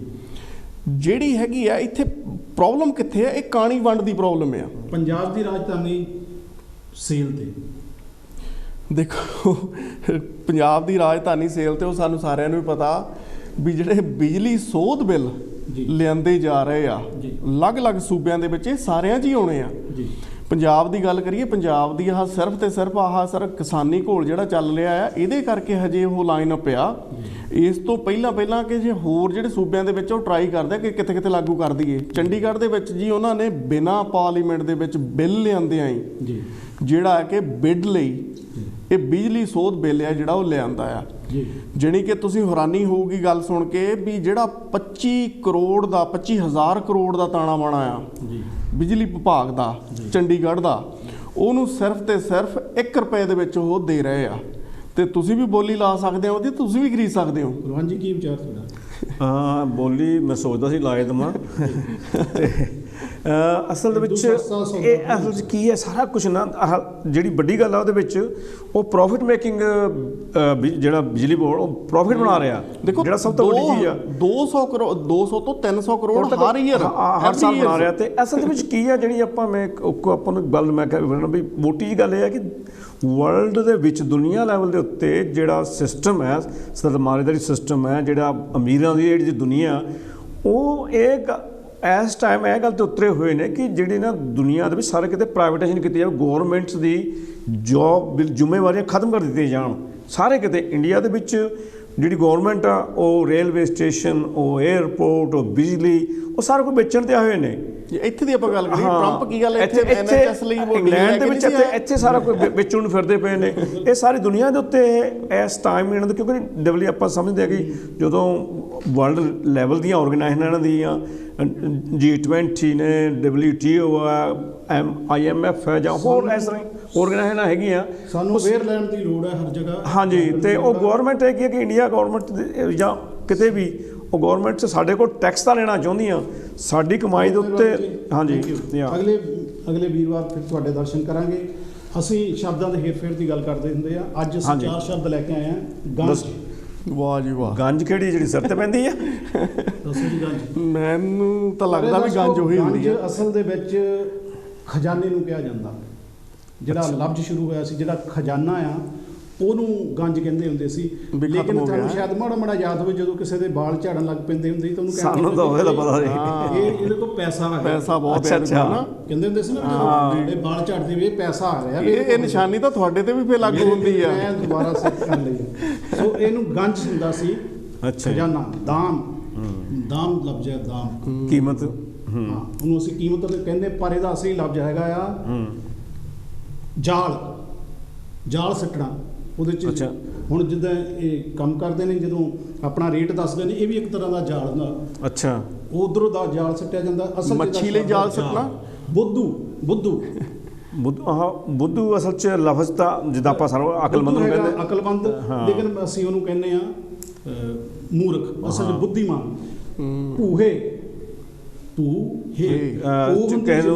ਤੇ ਹੇ ਹੁੰਦੀ ਹਵਾ।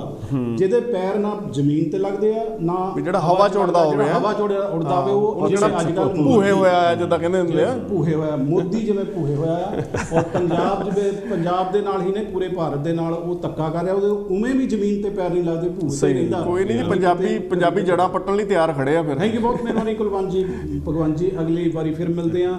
ਜੈ ਗੁਰਦੇਵ, ਜੈ ਸਾਰਿਆਂ ਨੂੰ ਆਪਣਾ ਖਿਆਲ। ਕੋਈ ਗਲਤੀ, ਸਤਿ ਸ੍ਰੀ ਅਕਾਲ।